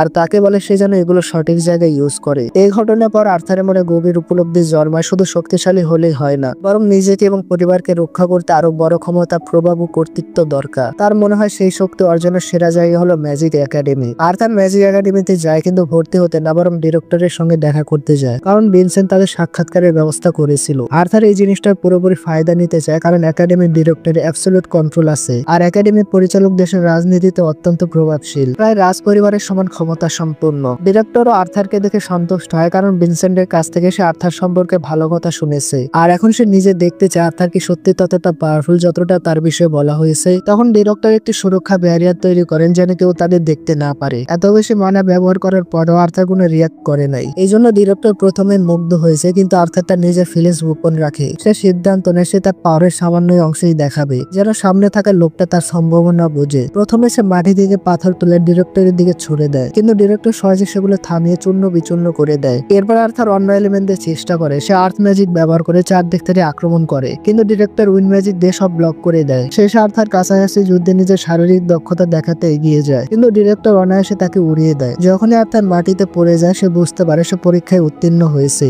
আর ডিরেক্টর স্বীকার করেন যে জন্মগতভাবে সে অত্যন্ত শক্তিশালী এবং দক্ষ, কিন্তু তাকে ছাত্র হিসেবে গ্রহণ করার আগে আরো একটি শেষ পরীক্ষা বাকি আছে। সে আর্থারকে সতর্ক করে বলে পরবর্তী আক্রমণের পরেও যেন সে সচেতন থাকে। এরপর সে এক শক্তিশালী সাউন্ড স্পেল কাস্ট করে। মুহূর্তের মধ্যে আর্থারের মনে হয় যেন তার মাথা দুই টুকরো হয়ে যাচ্ছে। প্রচন্ড যন্ত্রণা হওয়া সত্ত্বেও সে দাঁতে দাঁত চেপে সে আঘাত সহ্য করে। অবশেষে সে ডিরেক্টর আক্রমণ থামিয়ে জানে সে পরীক্ষায় উত্তীর্ণ হয়েছে। আর সে বলে তিনি আর্থারকে নিজের ব্যক্তিগত ছাত্র হিসেবে নিতে চান, যেন তার সমস্ত জ্ঞান তাকে শেখাতে পারে। কিন্তু আর্থার কোনো জবাব না দিয়ে চুপচাপ তার দিকে তাকিয়ে থাকে। তখন ডিরেক্টর জিজ্ঞেস করে সে আসলে কি বলতে চায়, না হলে এখানে এসে নিজের দক্ষতা দেখানো কোনো দরকারই ছিল না। আর্থার শান্তভাবে বলে তার প্রয়োজনে সে ক্ষমতা ও কর্তৃত্ব যা দিয়ে সে নিজের পরিবারকে রক্ষা করতে পারবে। যদি ডিরেক্টর তাকে সে নিশ্চয়তা দিতে পারেন তবে সে একাডেমিতে যোগ দিতে পারে। তার আত্মবিশ্বাস ও প্রায় নির্ভীক ভঙ্গি দেখে ডিরেক্টর বিস্মিত হয়ে যায়। আর তিনি বলেন এমন একতরফা প্রস্তাব দেওয়ার সাহস রাজাও কখনো দেখাননি। আর্থার জবাব দেয় সে যেন এই প্রস্তাবের যোগ্য সে, এবং ডিরেক্টরও ভিতরে ভিতরে তা জানে। ডিরেক্টর তার মনোভাব দেখে সন্তুষ্ট হয়, কিন্তু তখনই আর্থার জানে সে একাডেমিতে যোগ দেবে তখনই যখন তার বয়স উপযুক্ত হবে। ডিরেক্টর তাকে জানায় ভর্তি হওয়ার জন্য তার বয়স পূর্ণ হতে এখনো 3 বছর বাকি, আর সে যদি এখনই যোগ দেয় তাহলে সে দ্রুত অনেক শক্তিশালী হয়ে উঠতে পারবে। আর্থার বলে সে এখন নিজের জীবনটা উপভোগ করতে চায় আর পৃথিবীকে জানতে চায়, কারণ তার হাতে সময় আছে, আর এই জন্য আগামী 3 বছর সে একজন অ্যাডভেঞ্চারার হিসেবে কাটাতে চায়। ডিরেক্টর প্রস্তাবটি পুরোপুরি খারাপ মনে করে না, কিন্তু সে জিজ্ঞেস করে তুমি কি তোমার বাবা মাকে কথা জানিয়েছো?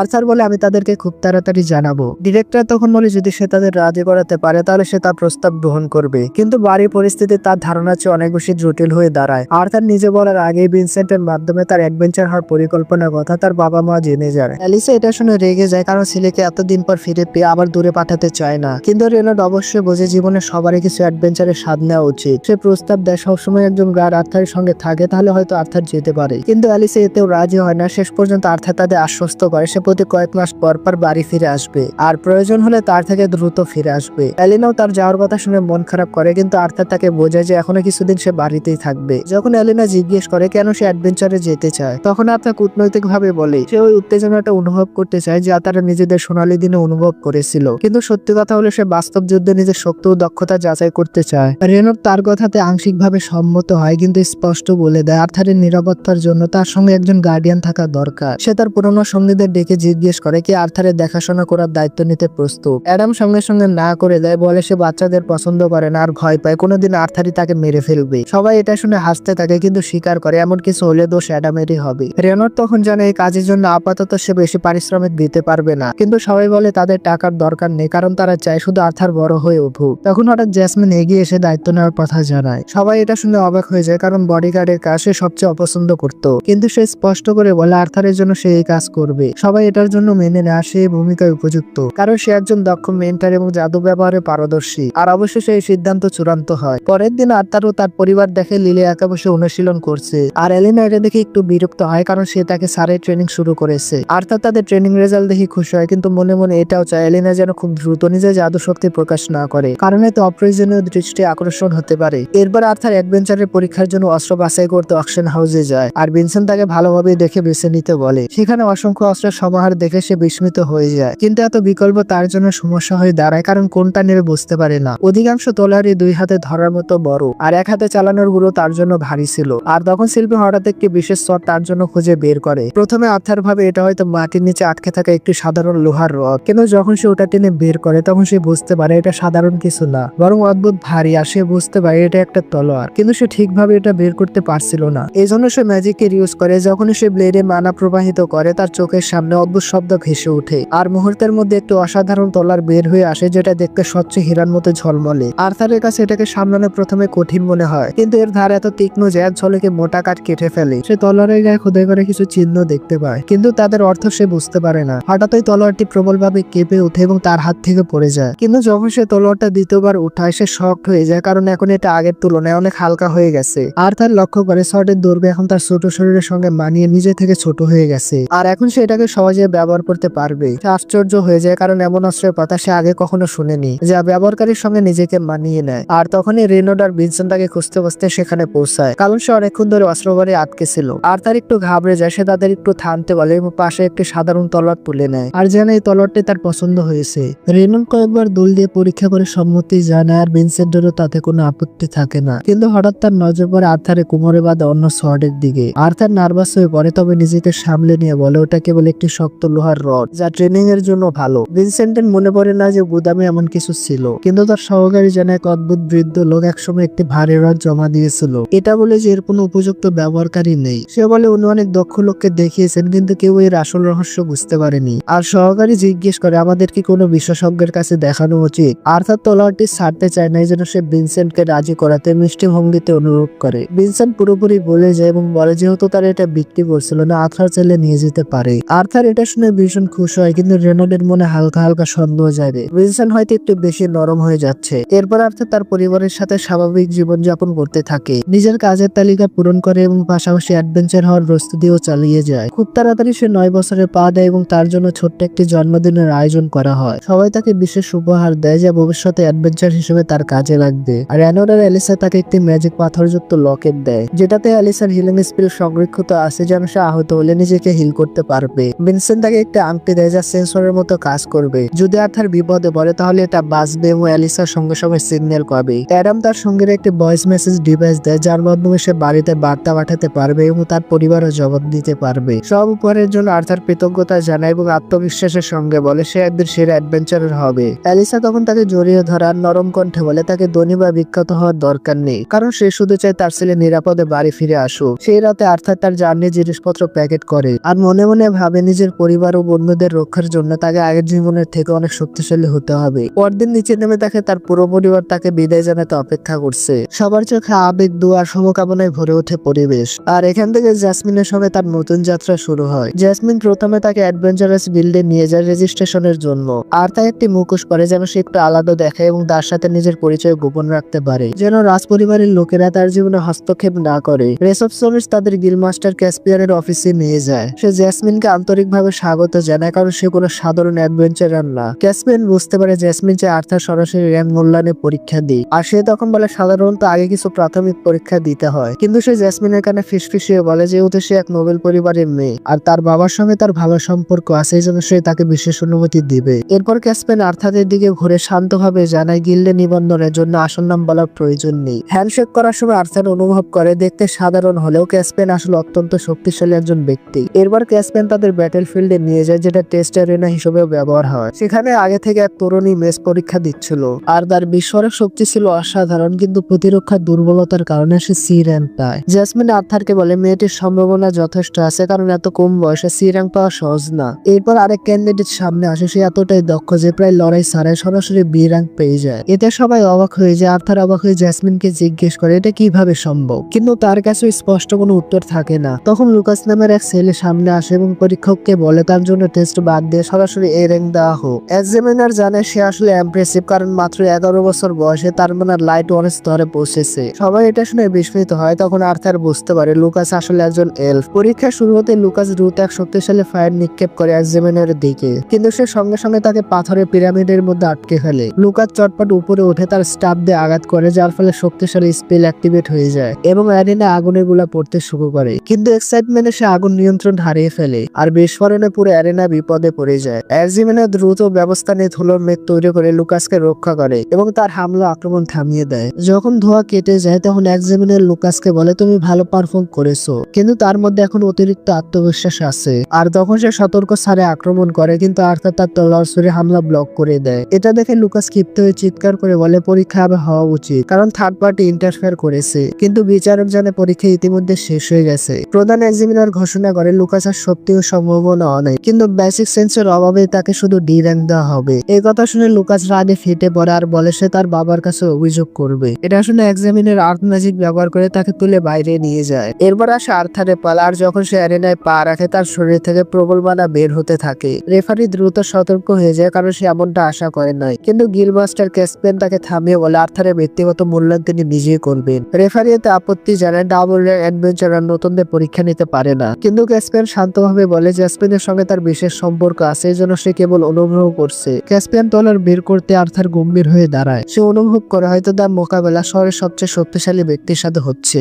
আর এই লড়াই সাধারণ মূল্যায়নের চেয়ে অনেক বড় কিছু হতে যাচ্ছে। এতে তার এক্সাইটমেন্ট আরো বেড়ে যায়। আর্থার তার তলোয়ার আগুনে আবৃত করে আক্রমণ করে, কিন্তু ক্যাসপিয়ান সহজে তা ব্লক করে আর দ্রুত পাল্টা আঘাত করতে থাকে। তখন ক্যাসপিয়ান লক্ষ্য করে আর্থার চলাফেরা সামান্য ধীর, কিন্তু তার শক্তি বডির সীমার চেয়েও বেশি। হঠাৎ আর্থার একটা টেকনিক খুঁজে পায় এবং আঘাত করতে যায়, কিন্তু ক্যাসপিয়ান ঘুরে দাঁড়িয়ে তাকে পিছিয়ে যেতে বাধ্য করে। আর্থার গতি বাড়াতে আগুনে জাদু ব্যবহার করে আবার আক্রমণ করে, কিন্তু কিন্তু গিল মাস্টার ম্যাজিক দিয়ে তাকে দূরে ঠেলে দেয় এবং সতর্ক করে অতিরিক্ত আত্মবিশ্বাসী যেন না হয়। অবশেষে পরীক্ষা শেষ হয় আর আর্থার বি র্যাঙ্ক অ্যাডভেঞ্চার হিসেবে স্বীকৃতি পায় এবং লাইসেন্স হাতে পায়। এদিকে গিল্ডের উচ্চপদস্থ কর্মকর্তারা ক্যাসপেনকে ঘিরে ধরে, কারণ একদিনে দুইজনকে বি র্যাঙ্ক দেওয়া অস্বাভাবিক। ক্যাসপেন তাদেরকে মনে করিয়ে দেয় 6 মাস আগে রাজ্য থেকে সেই নিয়ম তুলে নেওয়া হয়েছে যা তরুণদের বি র্যাঙ্ক পেতে বাধা দিত। অধিকাংশ বি র্যাঙ্ক প্রার্থী অভিজাত বা বিশেষ রক্তধারার, যেমন লুকা যে হাফ এলফ এবং প্রভাবশালী পরিবার থেকে এসেছে। অন্য ছেলে যে সরাসরি র্যাঙ্ক পেয়েছিল সে আসলে মানুষ, কিন্তু পার্থক্য হচ্ছে সে শক্তিশালী প্রভাবশালীদের সমর্থন পেয়েছে। অধিকর্তারা ভবিষ্যৎ পরিণতি নিয়ে কিছুটা চিন্তিত থাকে, কিন্তু নাইট আর্থার সম্পর্কে বিশেষভাবে আগ্রহী হয়ে ওঠে কারণ সে ছিল সম্পূর্ণ ভিন্ন এবং তার শক্তি অস্বাভাবিক সীমা। ক্যাসপেন স্পষ্ট করে বলে সে আর্থারের অতীত সম্পর্কে খুব বেশি কিছু জানে না, কিন্তু সে পুরোপুরি নিশ্চিত যে আর্থার না এলফ আর না ডোয়ার, তবে সে যে অসাধারণ শক্তিশালী নিয়ে কোনো সন্দেহ নেই। তার চেয়ে গুরুত্বপূর্ণ বিষয় হলো রাজ্যের সবচেয়ে শক্তিশালী ফায়ার ওয়াইল্ডেন পরিবারগুলোর একটি নিয়ে জ্যাসমিন তাকে সমর্থন করছে। ক্যাসপেন মনে করে আর্থারের ফায়ার ম্যাজিক নিঃসন্দেহে ভালো, কিন্তু তার সরিস্কুই তার থেকেও বেশি ধারালো।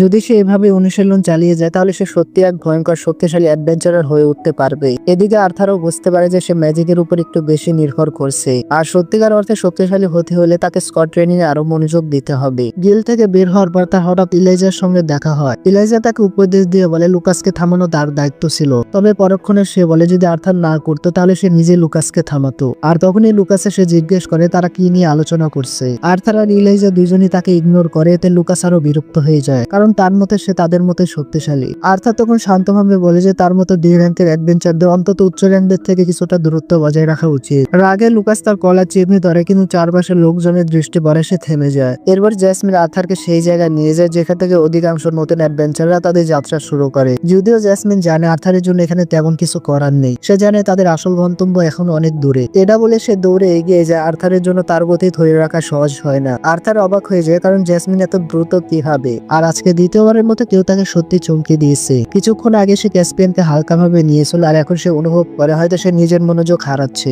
আর তখন হারা জঙ্গলের দিক থেকে প্রচন্ড বিস্ফোরণের শব্দ আসে। কয়েক সেকেন্ডের মধ্যে এক বিশালকায় সাজোয়া বন্য শুকার সামনে এসে হাজির হয়। মানুষ আতঙ্কে ছোটাছুটি শুরু করে, কিন্তু দুর্ভাগ্যবশত কয়েকজন অ্যাডভেঞ্চারার সেই দানবের শিকার হয়। জ্যাসমিন সঙ্গে সঙ্গে আর্থারকে বলে তাদের পিছিয়ে যেতে হবে কারণ এই বন্য শুকার একটি উচ্চ স্তরের দানব যা সাধারণত এই এলাকায় দেখা যায় না। কিছু দূরে তারা এক আহত দলের সন্ধান পায় যাদের পাশে একটি ভাঙা বড় খাঁচা পড়ে আছে। জ্যাসমিন তখন বুঝে যায় ওরা হয়তো দানবটিকে কোথাও নিয়ে যাচ্ছিল, কিন্তু সেটা খাঁচা ভেঙে পালিয়ে গেছে। হঠাৎ শুকরটি তাদের দিকে ঝাঁপিয়ে পড়ে। আর্থার ও জ্যাসমিন কোনোভাবে তার প্রথম হামলা থেকে বেঁচে যায়, কিন্তু পর মুহূর্তে দানবটি তার লম্বা জিহ্বা তাদের দিকে ছুড়ে দেয়। দুজনে তার থেকেও বেঁচে যায়। এরপরে জ্যাসমিন পাল্টা আঘাত করে, কিন্তু সর্বোচ্চ চেষ্টা করে সে তাকে সামান্য ক্ষতি করতে পারে। দানবটি হঠাৎ সেই গাছের দিকে ধাক্কা দেয় যেটার উপর ভর দিয়ে জ্যাসমিন দাঁড়িয়েছিল। ভারসাম্য রক্ষা করার সুযোগ না পেয়ে তাকে পিছিয়ে যেতে হয়। আর তখনই আর্থার উইড ম্যাজিক ব্যবহার করে চোখের পলকে তার কাছে পৌঁছে তাকে বিপদসীমা থেকে সরিয়ে আনে। এরপর দানবটির মনোযোগ আহত অ্যাডভেঞ্চার দিকে ঘুরে যায় আর জ্যাসমিন তাদের বাঁচাতে এগিয়ে যায়। আর্থারও তাদের সাহায্য করতে চায়, কিন্তু তার অন্তর্দৃষ্টি তাকে থামায় এখন তাড়াহুড়ো করা ঠিক হবে না। সে নিজেকে সংযত করে আর সঠিক মুহূর্তের অপেক্ষা করে। যে মুহূর্তে দানবটি পুরোপুরি জ্যাসমিনের দিকে মনোযোগ দেয়, আর্থার উইন্ড ম্যাজিক ইউজ করে লাইটিং স্পিডের সামনে এগিয়ে যায়। সে তার বিশেষ শটের ফ্যান ম্যাজিক প্রয়োগ করে আর বিধ্বংসে আঘাত করে, যার কারণে দানবটি সেখানে থমকে যায়। এরপরে আর্থার একের পর এক শক্তিশালী আঘাত করে শেষ পর্যন্ত সে দানবটিকে মারতে সক্ষম হয়। পরে যখন অ্যাডভেঞ্চারের মৃত্যু দানবটিকে নিয়ে যাচ্ছে, জ্যাসমিন তখন আর্থারকে বোঝে এমন পরিস্থিতিতে শুধু শক্তি না, ধৈর্য আর সঠিক সময় আসল পার্থক্য গড়ে দেয়। এরা শুনে আর্থার একটু বিভ্রান্ত হয়ে যায় কারণ এবার সে ভুলটা কোথায় করলো। তার কি একটু হলেও আতঙ্ক দেখানো উচিত ছিল, নাকি সে অতিরিক্ত ঠান্ডা মাথায় পরিস্থিতি সামলাতে গিয়ে কিছু গুরুত্বপূর্ণ বিষয় এড়িয়ে গেছে। রাতে দুজনে ক্যাম্প ফায়ার জ্বালায়, চারপাশে নিস্তব্ধতা, আগুনের আলোয় জঙ্গলের ছায়া ঝুলছে। সেই শান্ত পরিবেশে জ্যাসমিন নিজের গল্প বলতে শুরু করে, কেন সে বাড়ি ছেড়ে অ্যাডভেঞ্চারার হয়েছে। সেই জন্য তার পরিবার প্রজন্মের পর প্রজন্ম গ্রেট ফায়ার মেয়ে জন্ম দিয়েছে আর তাদের ঐতিহ্য নিয়ে পরিবারের প্রবল গর্ব। সিলিং অনুষ্ঠানের আগে জ্যাসমিনের মানা পর্যবেক্ষণ করা হয়েছিল, এই জন্য তার বাবা মায়ের প্রত্যাশা ছিল আকাশ ছোঁয়া। কিন্তু যখন জানা গেল সে ফায়ার এলিমেন্ট ব্যবহার করতে পারে না, তখন তাকে অযোগ্য আর ব্যর্থ বলে খোঁটা দেওয়া হয়। আর সেই মুহূর্তে তার হৃদয় ভেঙে যায়। এ কথা শুনে আর্থার সত্যি রেগে যায়। সে বলে কোনো এলিমেন্ট অন্যটির চেয়ে শ্রেষ্ঠ হয় না, সবকিছু নির্ভর করে কিভাবে সেটা ব্যবহার করা হচ্ছে তার উপর। জ্যাসমিন তাকে দেখে হেসে ফেলে আর সে বলে কখনো ভাবিনি এই বিষয়ে আর্থার এতটা রিয়াক্ট করবে। আর্থার একটু লজ্জা পায়, কিন্তু সত্যি হলো তার আগের জীবনে অনেকেই তাকে অযোগ্য বলতো, আর সেই অপবাদ ভুল প্রমাণ করার জন্য সে নিজেকে বদলাতে অনেক পরিশ্রম করেছিল।